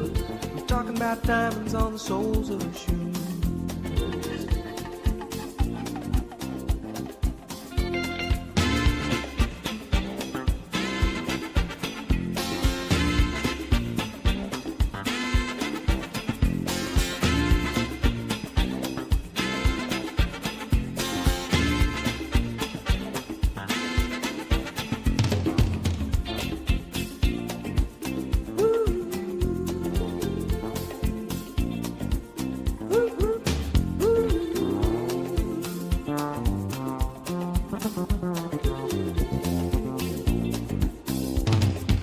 She makes the sign of a teaspoon, he makes the sign of a wave. The poor boy changes clothes and he puts on aftershave to compensate for his ordinary shoes. And she said, honey, take me dancing, but they ended up by sleeping in a doorway by the bodegas and the lights on over Broadway, wearing diamonds on the soles of their shoes. And I could say, ooh,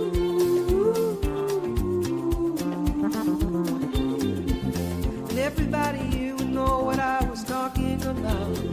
I mean, everybody here would know exactly what I was talking about. I'm talking about diamonds.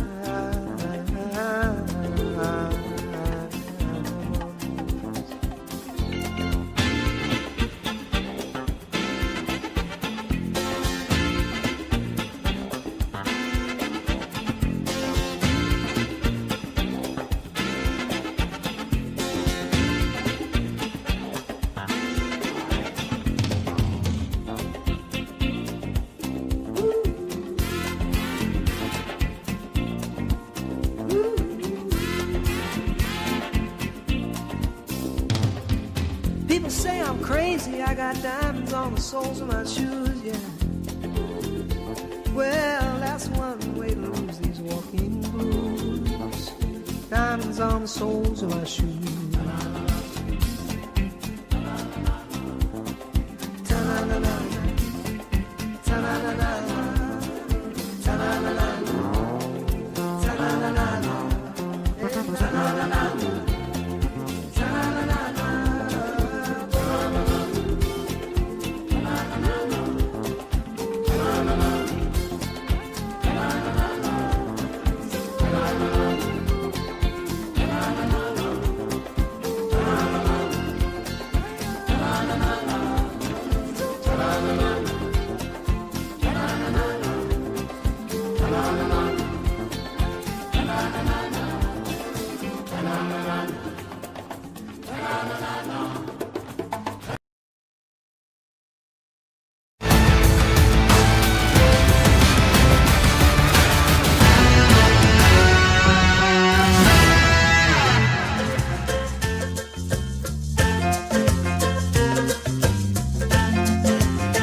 Big Gooner. It's the Drake Toll Show. Westwood One Sports. The Westwood One Sports app.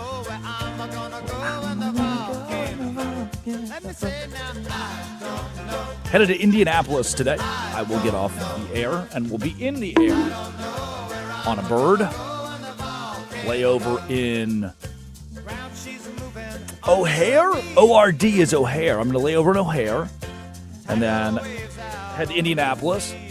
Lucas Oil, City of Dreams. I love Indianapolis. The 500 is there. Final Four, Super Bowl before.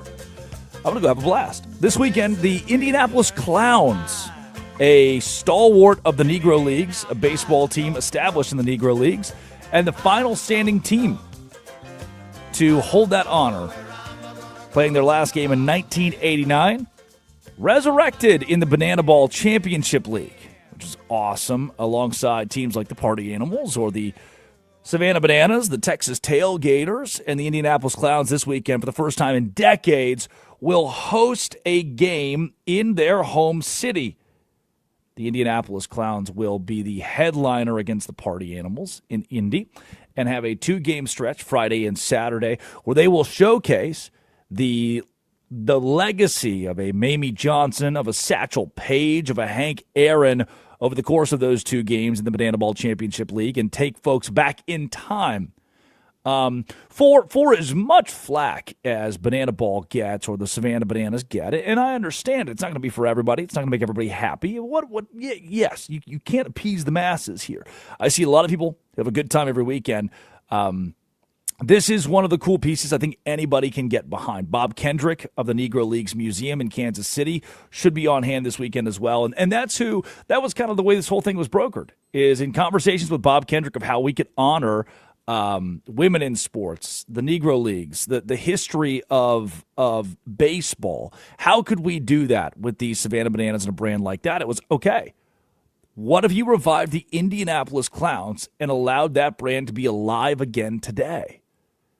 And so, in conjunction with Bob Kendrick, his team, as we've done that, you'll now see history will be made this weekend as they come back, as they are back, making an appearance again in professional sports. Pretty awesome. It is Wednesday, May 13th, 7:45 in 48 seconds Eastern Time. Good morning, Drake Toll with you from the Savannah Bananas organization and Locked On Big 12. And I've got news. LeBron James is retiring. What? Yeah, I think LeBron James has played his last in the NBA. And if he wants to compete for a championship, if his future involves a championship next season, it's not going to come in L.A. He knows that. He mentioned post-game after the Lakers lost the Thunder in a 4-game sweep that he's never had to fill this role. He's the third option on his own team. He's never been the third option on any team ever. But now LeBron James is old. He's old. The King is an unrestricted free agent without a clear plan for the following season. And he has told us, he told you, he told me in my conversations with LeBron James, he's been very clear. I am not going on a farewell tour. I do not want the Derek Jeter treatment. I do not want the Kobe Bryant treatment. I do not want the Miguel Cabrera treatment. I am not going on a retirement tour. A lot of pro athletes at the top of their game will age out and get to the point where they know they're not at the top of their game any longer. And in response, they'll tell you preseason, I'm retiring after this year. And they'll make a whole deal out of it. Tom Brady, you knew because Tom Brady retired in the middle of the night, then unretired. And you go, okay, well, it's getting close. So we should probably get to watching Tom Brady because we're getting toward the end. LeBron James, for the last 5 years, you've thought, we should probably get to watching LeBron James because this isn't going to last forever. Surely a Draymond Green and Steph Curry will be right behind him.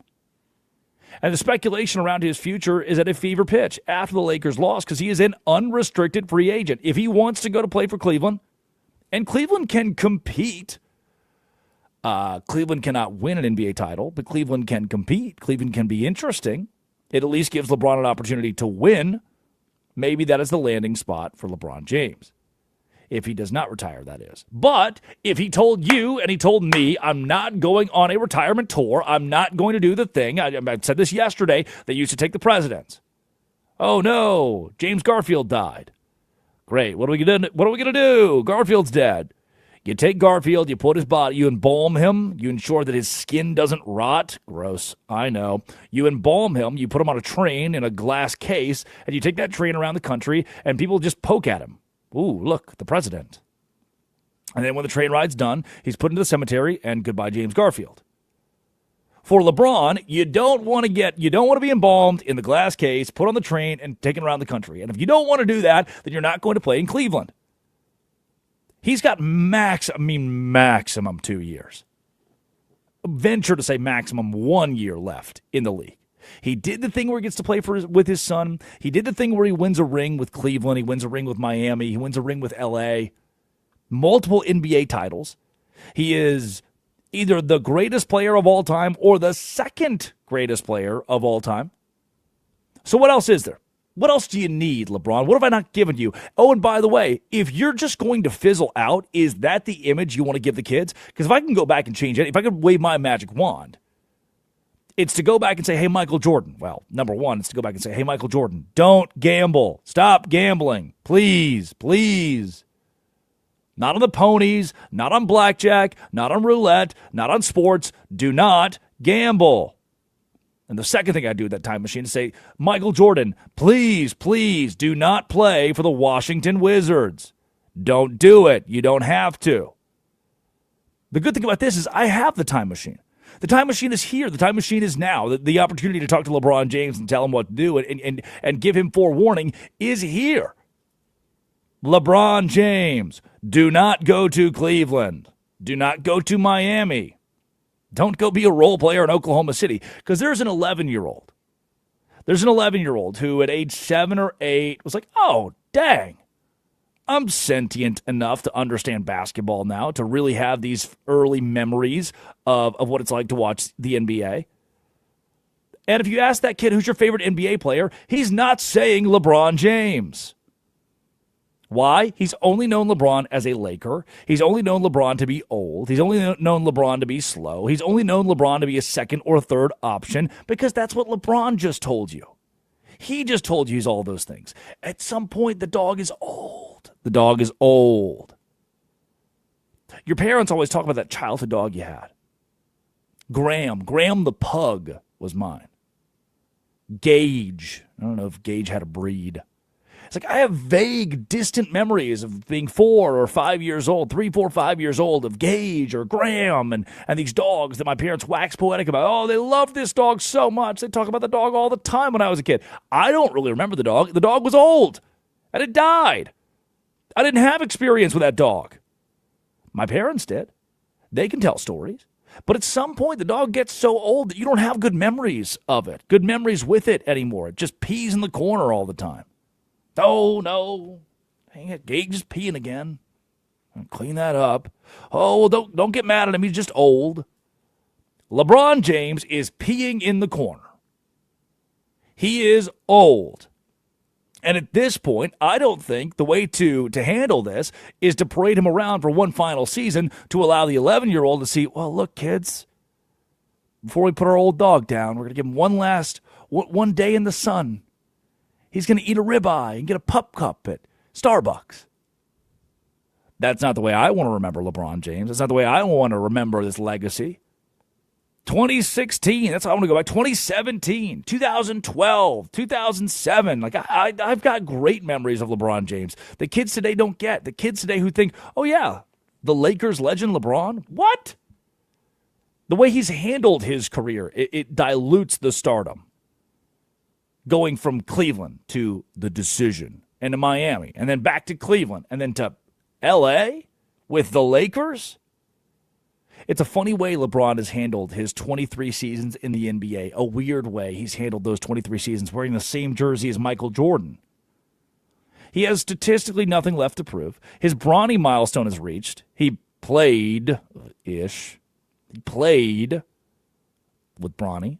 Bryce James is a year away from his own draft eligibility. God, you got to do it again? You got to just hope that Bryce is better than Bronny and do the father-son thing all over again? You've already accomplished that mission. It was successful. Bronny's an established role player. He's staying in the league, at least for a little bit. Just go be an executive in Las Vegas. Go be an executive in Seattle. Go help build those franchises. Be the governor of the NBA. Adam Silver and LeBron James. Michael Jordan had to dip out. He retired. He hung it up. And the NBA said, hey, man, we let you do a lot of stuff. We let a lot of rumors swirl. We know that you might not have followed the rules. This whole gambling thing, right? Like we know that you weren't kosher. Let's just put you in the you go pee in the corner. Michael Jordan, you go do that. For LeBron, he's in good standing with the NBA. He has an opportunity to be an ambassador for the league for years to come. Just go do that. I think it is in LeBron's best interest to retire today. Today. To hang it up. Don't do the whole, Farewell, don't do it. You told me you wouldn't. Pollen season is here. Pollen season is here. But a dirty car doesn't have to be. Wash it away at Tidal Wave Auto Spa for a quick wash and that clean car happy feeling. TidalWaveAutoSpa.com. Find a location at TidalWaveAutoSpa.com. Keep listening with us on the Westwood One Sports app. Listen to the entire show on the Drake Toll Show YouTube channel right here, right now. Coming up, Idiot of the Day on the Drake Toll Show. This is Westwood.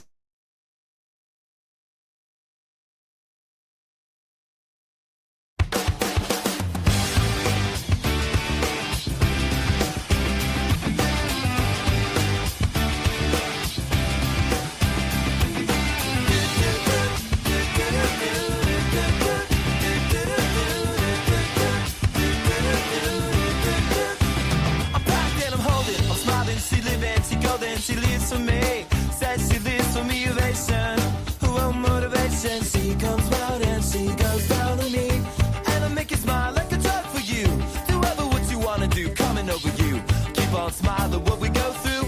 One stop to the rhythm that divides you. And I speak to you like the chorus to the verse. Drop another line like a coda with the curse. Coming like a freak show, takes the stage. We give them the game, she plays. She say, I want something else to get me through this semi-time kind of life. Baby, baby, I want something else. I'm not listening when you say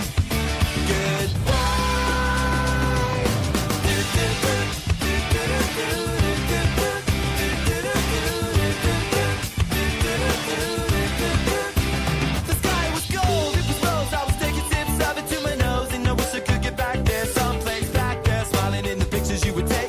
To a crystal meth, I'll lift you up until you break. It won't stop. I won't come down and keep stop with the tick-tock rhythm. I bumped for the drop and then I bumped up. I took the hit that I was giving, then I bumped again, then I bumped again. I said, how do I get back there to the place where I fell asleep inside you? How do I get myself back to the place where we said, I want something else to get me through this semi-time kind of life.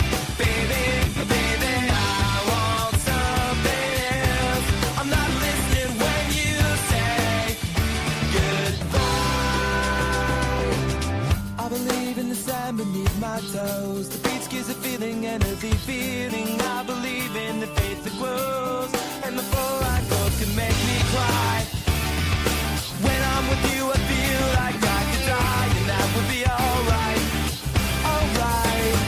And when the plane came in, she said she was crossing the velvet ribbons in the sea. We tripped on the earth to feel alive, and now I'm struggling to survive those days you were wearing that velvet dress. You're the priestess, I must confess. Those little red panties, they passed the test. Let's look around the belly, face down on the mattress one. And you hold me, and we are broken. Still it's all that I wanna do, just a little. Now feel myself heavy off the ground. I'm scared, I'm not coming down. No, no, and I won't run from my life. She's got the toss now locked down in a smile, but nothing is alright, alright. And I want something else.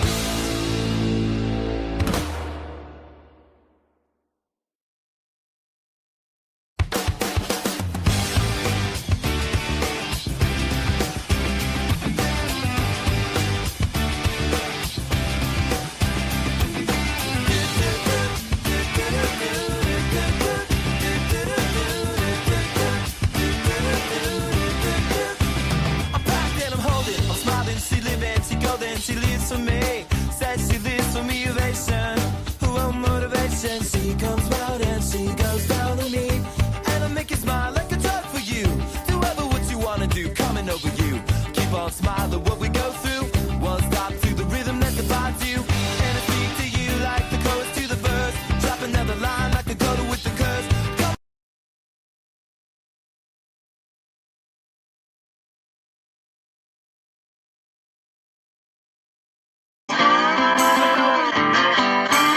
What?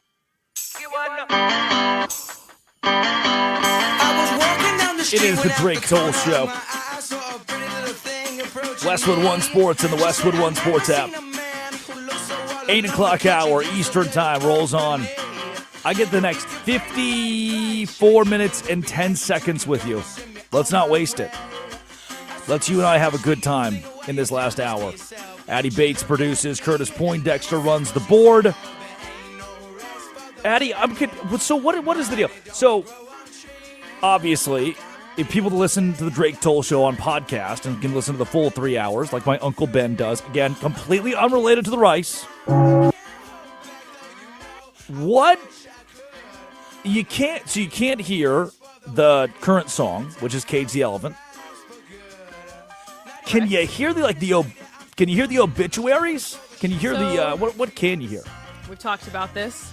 Biggest Losers, if we wanted to record that into the podcast, we could, because that is, like, anybody can use it. It's royalty-free. Obituaries. Idiot of the Day? Do we do that? Idiot of the Day is royalty-free. Obituaries and the Quickie, I've talked about making it royalty-free, and you said, no, I like those songs. So those ones will never be heard I do in the like podcast. those songs. Because Rage Wow. Against the Machine and Snow, because it's Killing in the Name and Informer, are unfortunately not royalty free. Oh, well, can we do the idiot of the day? Can that stay in there, please? Take it up with Curtis. Kurt is yes. Was that a yes or a no? It is about 50% of the time. Curtis does not respond verbally. I went to turn my mic on with press the other one. That's why that was. He simply responds with loud noises. Bonk. Yeah. He would prefer to communicate. It's like Curtis's version of sign language. Like, I know what Curtis is saying. He doesn't have to say it. He just has to play some of the random audio clip. And I'm like, oh, no, I get it. I see where Curtis is going with this. That's a great segue into our Idiot of the Day. Idiot of the Day. This reporter, we'll start here. You're dumb. You're a dumb person. That is what the President of the United States, standing outside of Marine One, had to say on the White House lawn yesterday. This clip is 47 seconds of gold. Mr. President, take it away. So what happened is we have a ballroom that's under budget. It's going up right here. I've doubled the size of it because we obviously need that. And we're right now on budget, under budget, and ahead of schedule. You doubled. I doubled the size of it, you dumb person. It's double the size. What about You are not a smart person. What about Right over here. Wait a minute. Right over here. And based on a lot of things that have happened over the last year, we doubled the size of the ballroom. So we're going to have a ballroom that's appropriate for the White House. We doubled the size. The ballroom now is ahead of schedule, and it's a little bit under budget, depending on the finishes that we use. I am a bit confused. Based on the events of the last year, we had to double the ballroom. I don't know what that means. Has dancing become a bigger thing for us? Have we as a society decided to dance a little bit more? Our jeans are too tight.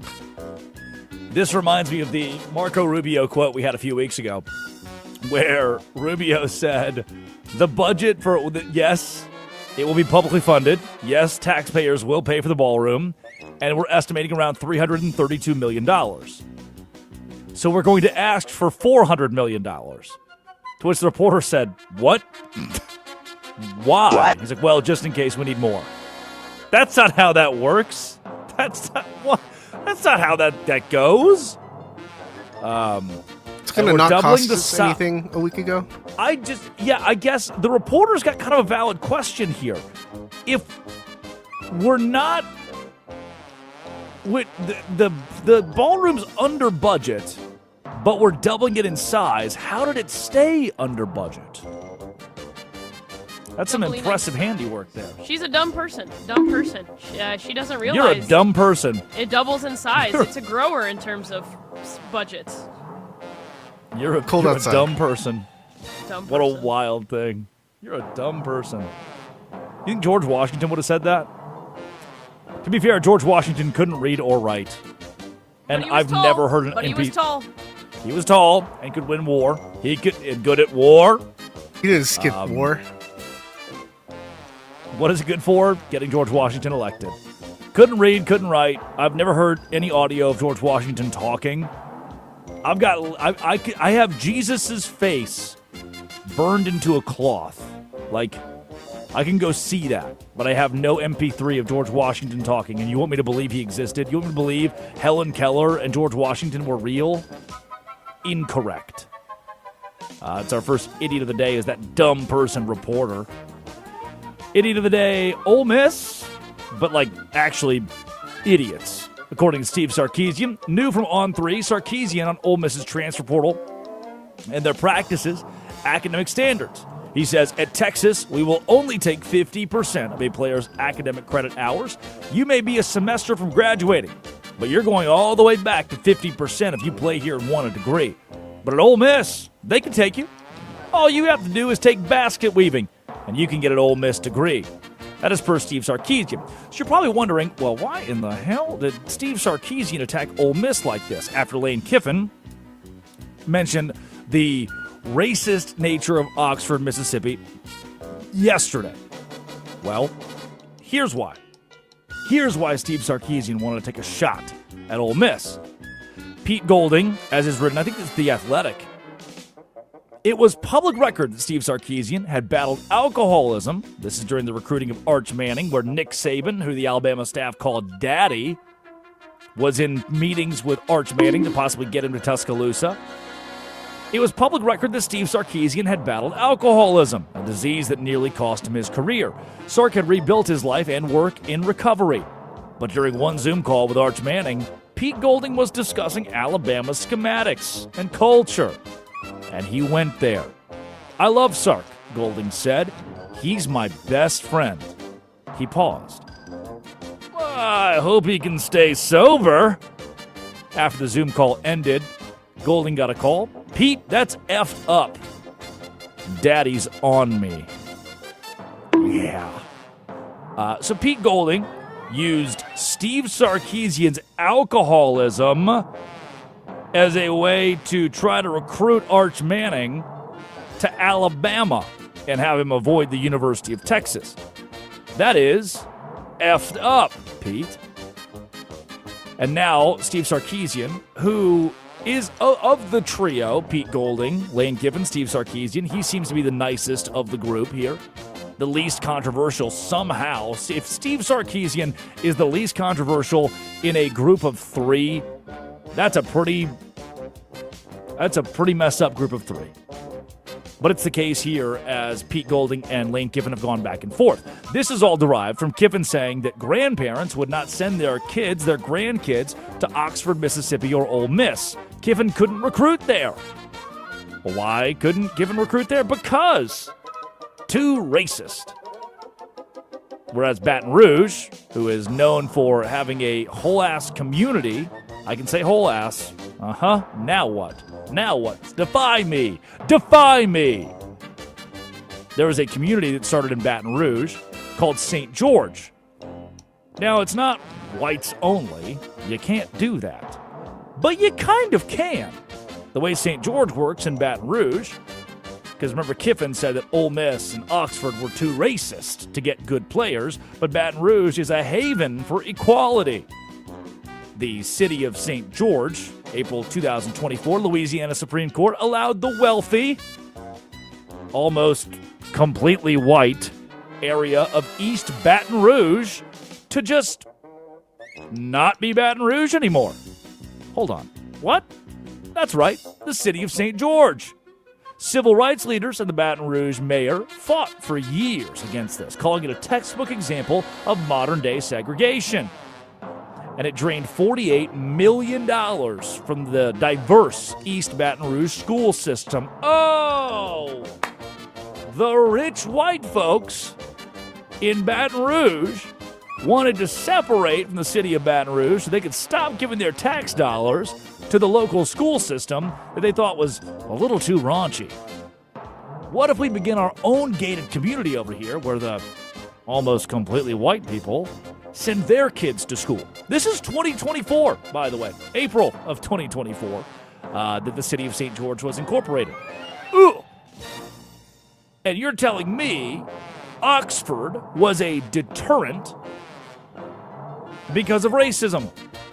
Now, again, I didn't expect to get on the radio this week and compare the racist nature of Oxford versus Baton Rouge, but to say that Oxford's perfect, that Baton Rouge is perfect in comparison to Oxford would be idiotic. Meaning, by transitive property, Lane Kiffin's comments are idiotic. There's a paradox here. If Oxford was such a deterrent, kids couldn't play there, then Kiffin's own success and winning contradicts him. Because he led Ole Miss to a historic 11-win season, landing top 5 portal classes, top 5, top 10 recruiting classes.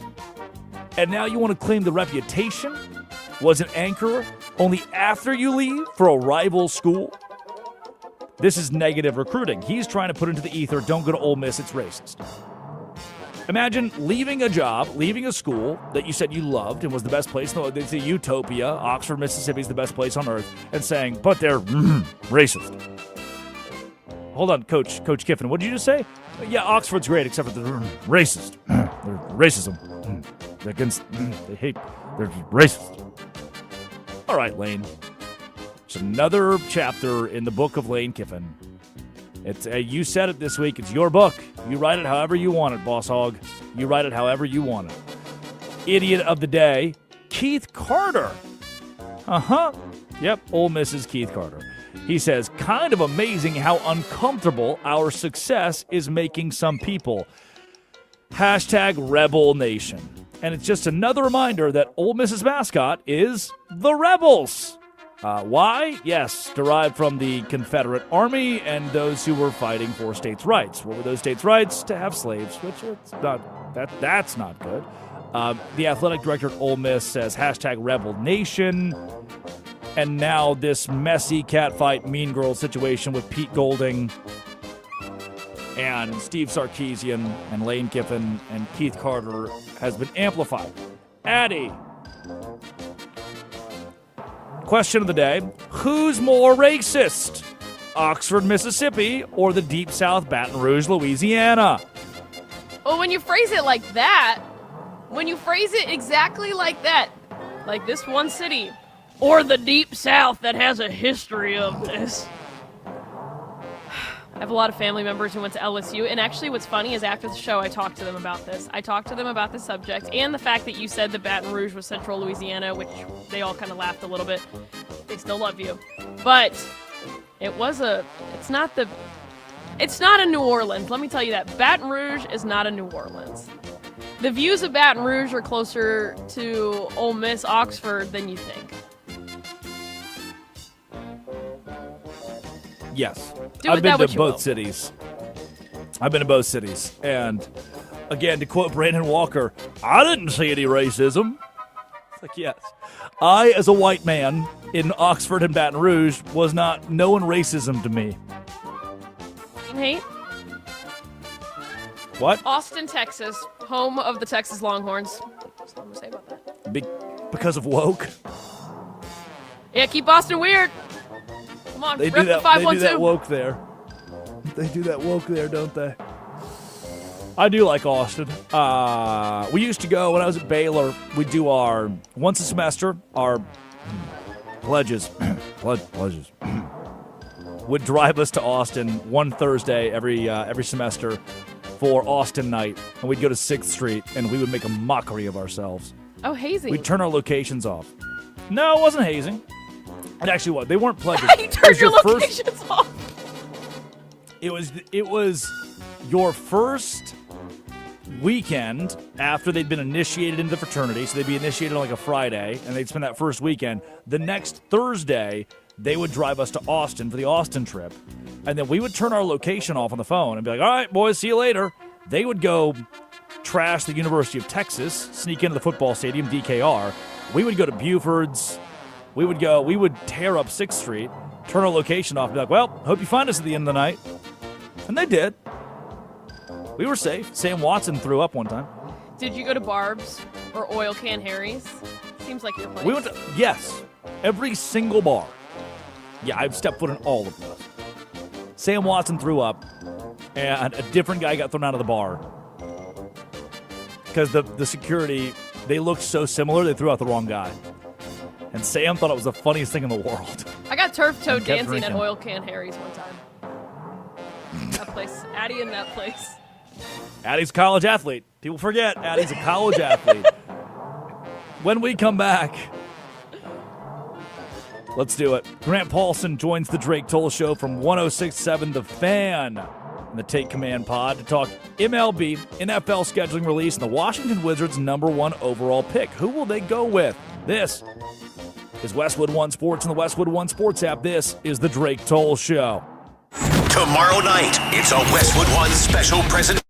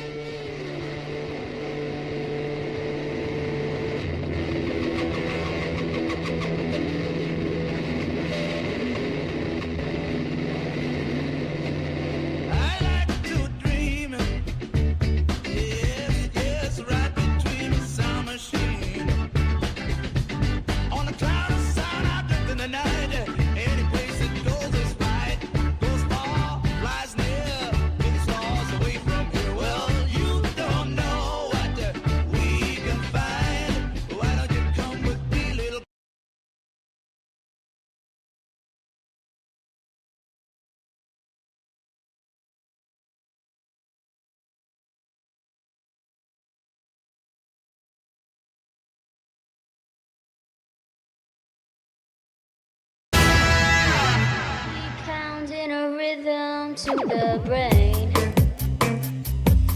La-da-da-da-dee. It is the Drake Toll Show on Westwood One Sports and the Westwood One Sports app. Good morning. Across the country today, Addie Bates producing, Curtis Poindexter runs the board. Across the country today, everything stopped. Time stood still. The subways are not running, and children are crying. Men and women are trying to figure out what's happening. Shohei Ohtani has been benched. Grant Paulson joins the Drake Toll Show at Grant Paulson on Twitter, the Grant and Danny Show on 106.7 The Fan in D.C. Grant, good morning. Let's start high level, Major League Baseball. The biggest storyline, and people are asking, they want to know from you, who is the best producer at MLB Network that you've ever worked with? Good question. There's been some really good ones along the way, some that have made it into the Production Hall of Fame, but I think Addie Bates would probably be my answer. Yeah. She said that she said the rest of the day would have gone really south if you didn't respond that way. Now that I've gotten the bells and whistles out of the way, this Shohei Ohtani 10-game cold stretch and now a couple nights off of baseball. What is the appropriate, not the underreaction, the overreaction, what's the appropriate reaction for baseball fans to this move from Dave Roberts? I don't think any reaction is necessary, right? Good. I mean, the appropriate thing is to sit back, put your feet up, watch, and enjoy. He's going to be just fine. This is baseball. This is what happened. It's 162. There probably has been a stretch similar to this one. If you go back and retrace the last couple of seasons, maybe this is a little more extreme because he is such a unique all-time and generational talent. But this is very common, very normal, and it's going to happen. You've also got him pitching again to an extent that we haven't seen with the Dodgers, which is a factor and takes away from some of the things he's able to do day-to-day offensively. And he's been dynamite on the mound for the most part this season, pitching at a Cy Young level. So not concerned, not worried in any way. I mean, if you're a fantasy baseball player who's got him on your roster and it was a rough week, rough matchup this week, I feel for you, but he'll win you a lot more rounds than he loses you. Grant Paulson joining the Drake Toll Show at Grant Paulson. Follow him on socials. Grant, with this, Shohei Ohtani, the LA Dodgers, it's a question I've asked probably every MLB guest we've gotten since February, and it stands true because I think the people want to know if the Dodgers will three-peat or if there is somebody else, if it's the Dodgers or the field in 2026, because it's been the Dodgers the last two seasons. Do you think LA is still the front runner in the league right now? I do. I think when you get into a postseason series, as deep as they can throw their pitching at you with their payroll that seems to be limitless and just the amount of star power that they've got in the lineup with basically MVPs 1 through 4 in their batting order.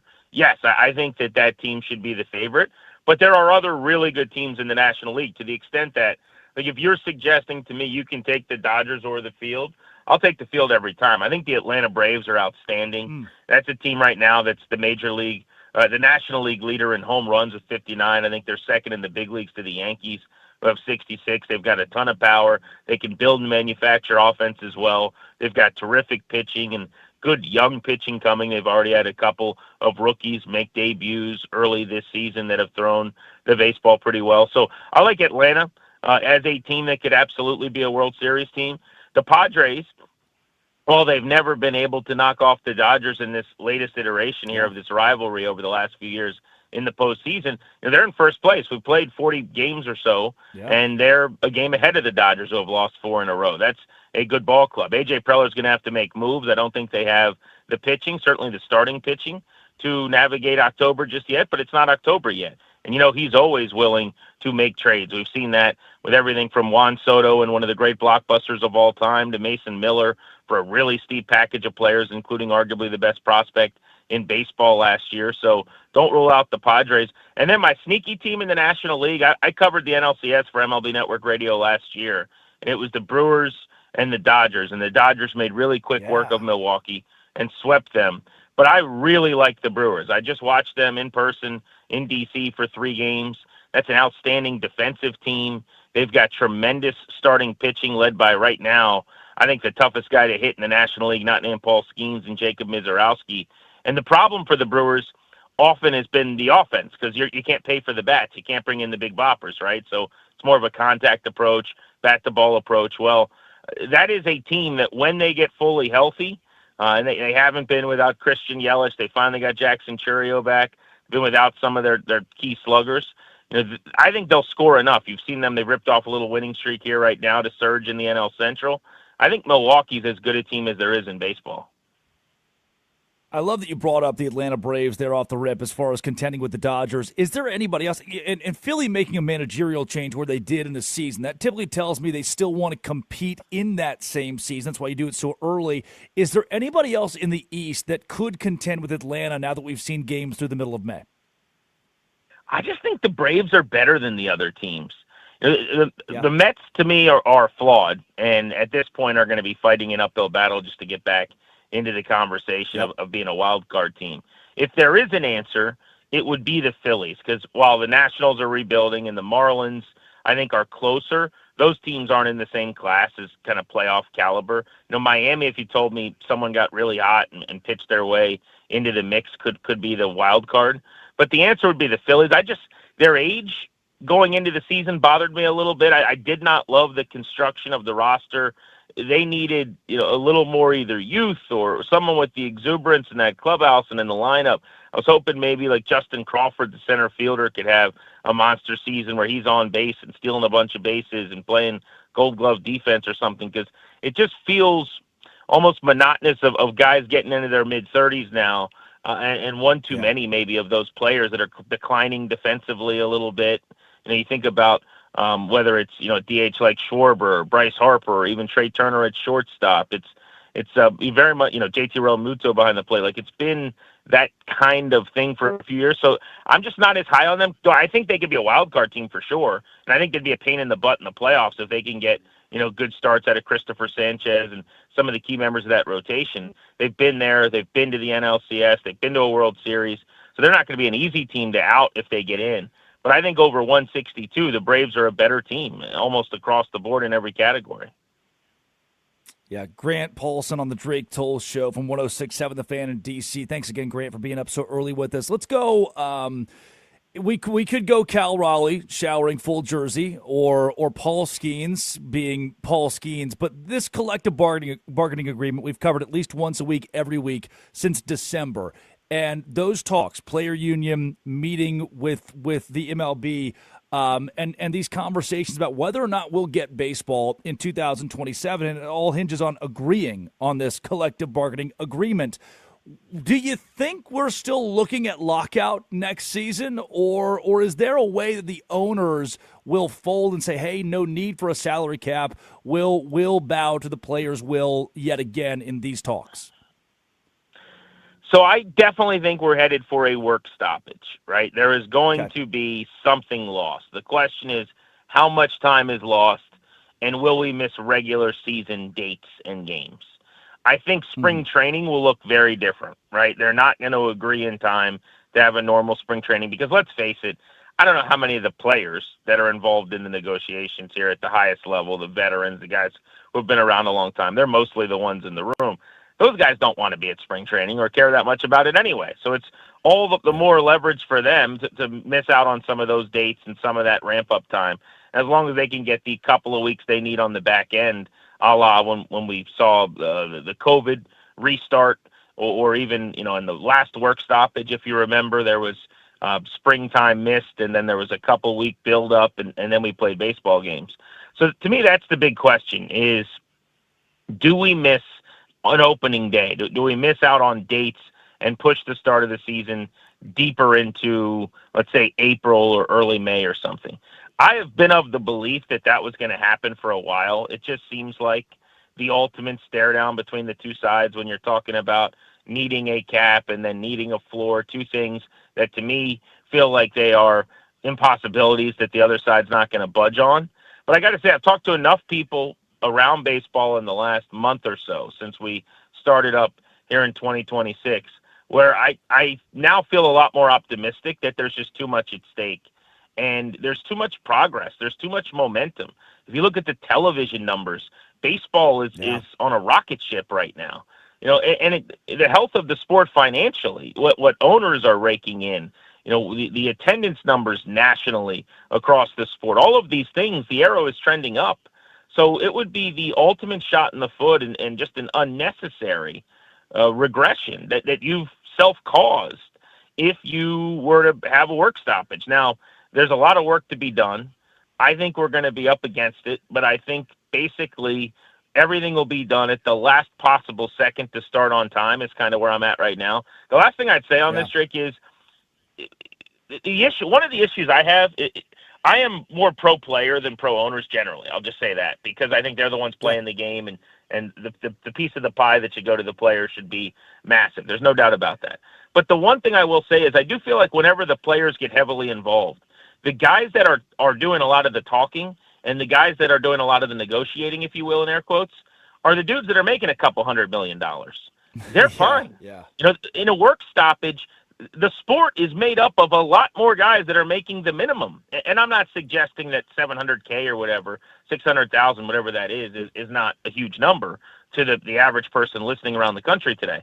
But those players can't have a work stoppage. They don't have millions of dollars docked away. You buy your house and your car and you take care of a family member.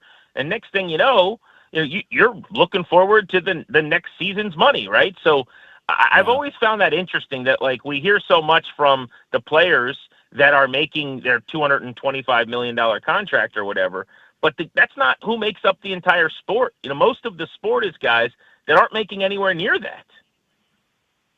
Yeah, that is for our 300 affiliates, the folks listening across the country. That's just damn good radio. The way the trajectory of the MLB, namely after last year's World Series, the viewership, the Dodgers bringing in viewership internationally at an all-time high.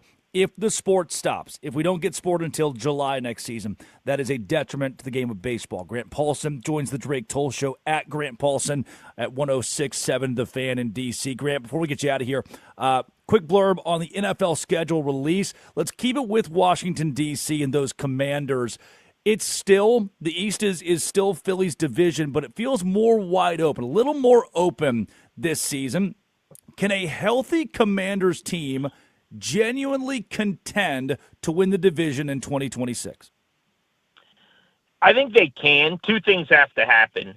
The Eagles have to come back to the pack a little bit, and they're likely still to trade A.J. Brown. So let's say, their offense, which is going to be new under Sean Mannion, who they brought over as their new coordinator, gets off to a slow start. His philosophy is to throw the ball in the middle of the field, a lot of play action in boots. Jalen Hurts has not thrown the ball in the middle of the field all that much or effectively. It's not a strength of his.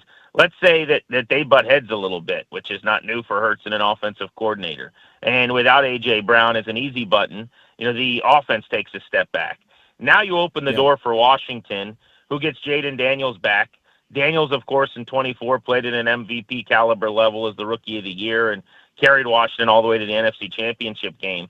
The big difference for them is not going to be on offense, where they added Chigakonkwo at tight end. They brought in a wide receiver and Antonio Williams in the draft, who they drafted in the top 75 at wide receiver. But it's on defense. They blew out their coordinator. Durante Jones comes over to run a Brian Flores scheme. He was his right-hand man in Minnesota.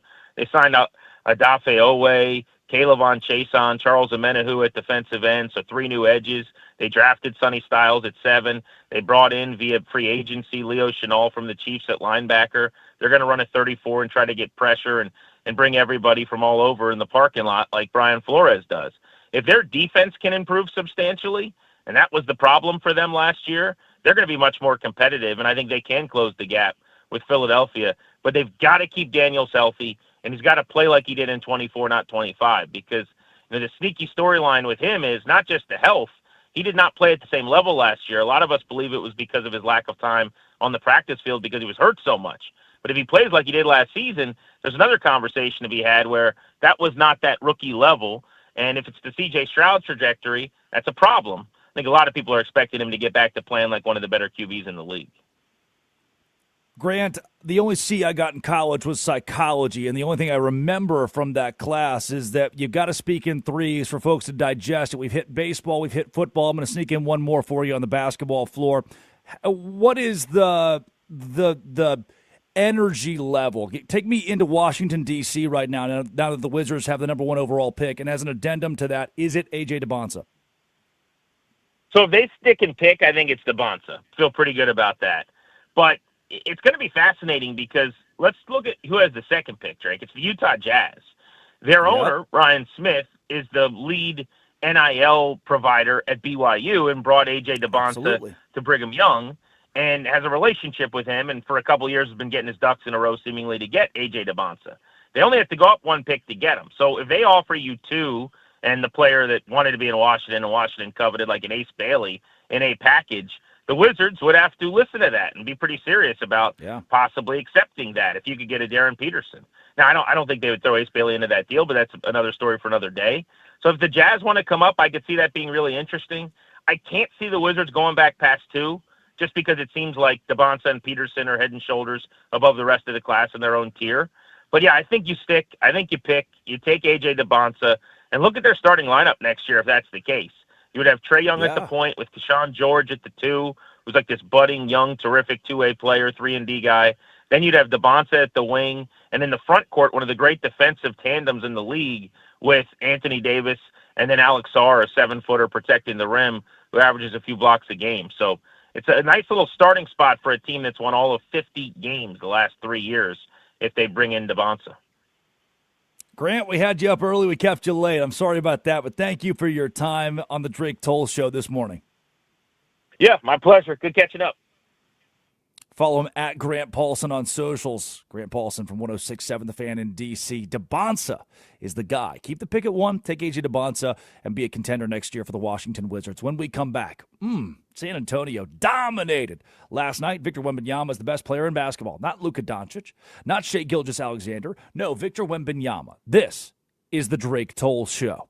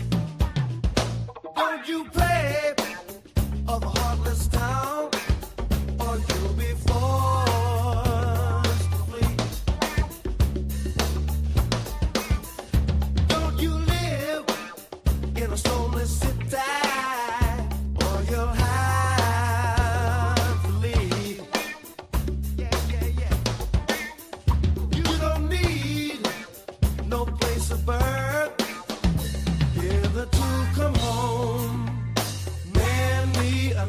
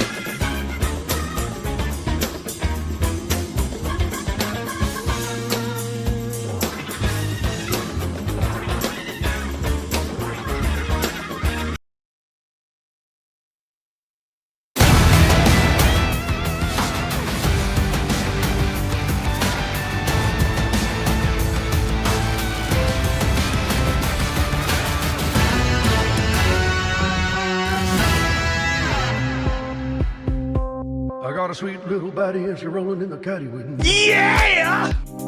Good morning. It is the Drake Toll Show. Westwood One Sports, the Westwood One Sports app. Drake Toll with you.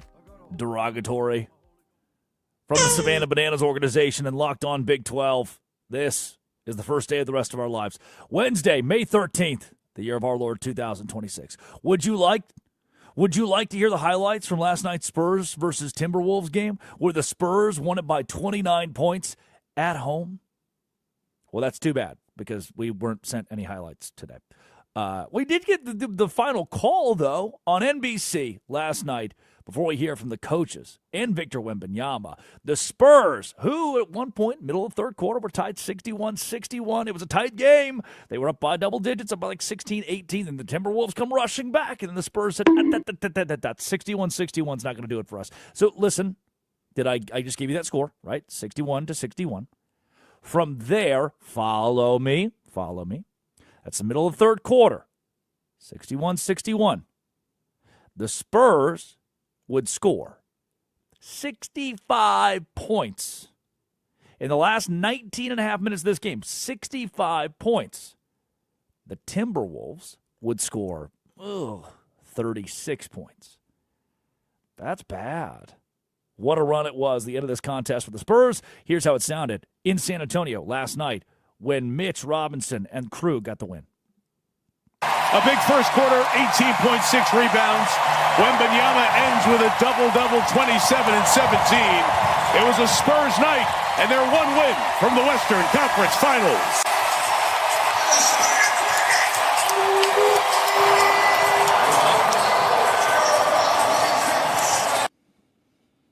Mitch Johnson and the Spurs get the win. Not Mitchell Robinson. He already won all of his games for the New York Knicks. Speaking of Mitch Johnson, that's who I have with us right now on Victor Wembanyama. The one word. He's like, man, there's that because last night the opposition, the T-Wolves, they kept poking, prodding, tickling Victor Wembanyama, saying, come on, react. Come on, react. Do it. Get mad at us. Punch us. Elbow us in the neck so we can go home, so you don't have to play anymore, so you can get kicked out. And Mitch Johnson said this about his young star. Devin told us at shoot around this morning that he expected to see upset. That kind of an example of what upset Vic looks like, or at least determined Vic. Yeah, I don't know what the word was. I think the one thing the one word I'd like to use just to mature. I think there was a lot that's happened in the last 48 hours in the last game, and I think how that young man came out tonight and played in a variety of ways, in a variety of situations, not just in terms of his production, was extremely mature. Yeah. Yeah, that's he's the best player in the NBA. Unanimous defensive player of the year. Scored 39 a few games ago. Had 12 blocks in that one game. It's stupid what Victor Wembanyama is doing. And it was kind of stupid the way the Timberwolves played him. I got it. I understand it. You want to prod at him a little bit. Get him angry. Try to get Victor Wembanyama out of the game. Here's what Wemby said after the contest about the... Wait a second. That's a new school term. Haven't heard that one. Victor, what? There was a point where Io early in the game was coming over to you saying something. You just kind of seemed to laugh it off. Like, do you feel like after maybe getting that release, the physicality doesn't faze you in the same way anymore and you're more used to it? Yeah, I feel like the rage baiting would have been maybe one of the strategies. So I feel like we need to stay composed as a team. They were rage baiting Victor Wembanyama. Not sure if they had that word back when Larry Bird was going at it with Magic Johnson. They were rage baiting me, but I wasn't going to fall for it. Nope. Wemby and crew get it done. Anthony Edwards postgame. It's like, I don't know, dog. I don't know. How are we going to stop him? What are we going to do, huh? Instead of the hey, we have the strategy, we have the coaching staff, we have the acumen. Sometimes he's like, do you know what? Sometimes Wemby's just Wemby, man. What are we supposed to do? Here's Anthony Edwards, namely on the hot start that Wembanyama had in last night's game. A couple games now in a row with slow starts to the game. You guys have kind of been digging out of a hole at the start. What do you think has been going on just at the start? I mean, tonight, some of the stuff that Wemby was doing, you don't really have too much of an answer for it. Just kind of hope he misses. But he came out high. He made a bunch of shots. I feel like we adjusted, fought back in the game. Tried to dig ourselves out of the hole, but I mean, eventually they created another league and running out in transition. We got to get back, get matched up. Just game plan mistakes that we keep making, and it's too late in the series to make these mistakes. No answer. He said we got no answer for this guy. He's an alien. What are we supposed to do? Victor Wembanyama is the best player in basketball, the best player alive right now. Tonight, the Cleveland Cavaliers play in Detroit. Series tied 2-2, which means the series is tied 0-0. They'll play a best 2 out of 3 series. Detroit only a 4.5-point favorite. Oh, we're getting dangerously close to James Harden winning an important playoff series. Interesting per se. That's my vocal stem. Stop sign. God, that's a great one. Tomorrow we have to play the stop sign video. Stop sign? What stop sign? Addie, have you seen that yet? No. Officer pulls the guy over, this old man. Officer says, license registration, please. Guy says, what? License registration, please. What'd you say? License and registration. Stop sign. That's what me. Stop sign? That's me. And I can't. I cannot get over it. Also, the National Hockey League, the Sabres last night got it done, and so did the Vegas Golden Knights in overtime. And tonight we will see the finale of the Avalanche and the Wild in Colorado. The Avs will win it in Denver going away. They'll take the series in 5 games over Minnesota. It is Wednesday, meaning it's time for Who Are They? Addie Bates reads a prompt, and Curtis and I guess who the person is with some random-ass music in the background, whatever. Pigeon's on holiday. You just don't listen to us, ever. Are you going to put Curtis on the screen, or are you just going to hog the screen all to yourself? Whatever. There man. it is. Thank you. Curtis is also playing this game. Here's your first person. He is an American actor and voiceover artist known for his roles as the Joker in the DC Comics media series, the animated series, and he's from Drake. He's from Oakland, California. Mark Hamill. Kurt? Oh my God, Curtis! Tom Kenny. Well, it's Curtis. Here's your next one. William H. Bonney was an American outlaw and gunfighter linked to 9 murders in the late 19th century. He was born Henry McCarty, and he gained notoriety after escaping jail.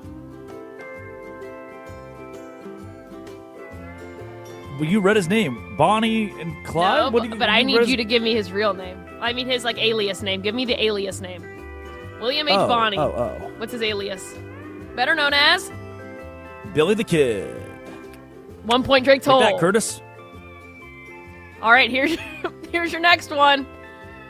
This person was nicknamed the Big Unit and is an American former professional baseball pitcher who played 22 seasons in MLB, primarily for the Mariners. Come on, Curtis. Come on, Curtis. He killed that bird. That's your hint. He killed that pigeon playing ping pong, whatever the song is. Oh, yeah. Come on, Curtis. Curtis is giving us a... Bloody sock guy, right? No, not even close. It's Kurt Schilling, but Randy Johnson. Randy Johnson. Bloody sock guy. I like to think that in Curtis's brain, every single Major League Baseball pitcher is Bloody Sock Guy. I love that he named Mark Paul Hamill. Skeens. Oh, yeah. Bloody This Sock person, Guy. born on this day in 1950, he was from Saginaw, Michigan. Some of his songs are You Are the Sunshine of My Life, Sir Duke. Curtis, your hint is he's blind. I'm blind. Ron, you drank a whole bottle of ketchup. How did you not know? I'm going to say it very slow for you. I'm blind. Curtis, you got this. He's blind. Bloody sock guy? No, Stevie Wonder, Curtis. Wow. He's not really blind. Okay, He's not at all. Here's your last That one. This mic person stand. is an American guitarist, singer, and songwriter known as a member of the rock band Eagles. He was also in James Gang, Ringo Starr and his all-star band, and the New Zealand... Joe Walsh! Wow! All right, Curtis, so this was a runaway for Drake. Hell yeah, take that, Kurt. This has been It Always Will Be. Thanks, folks, for listening. Armin Williams, Colin Jones, Bruce Gilbert, Ryan McGuire. Thanks for a job. Addie Bates produces, Curtis Poindexter runs the board. We said a whole lot of words in 3 hours. Coming up, you better, you bet. This has been It Always Will Be, the Drake Toll Show. This is Westwood One.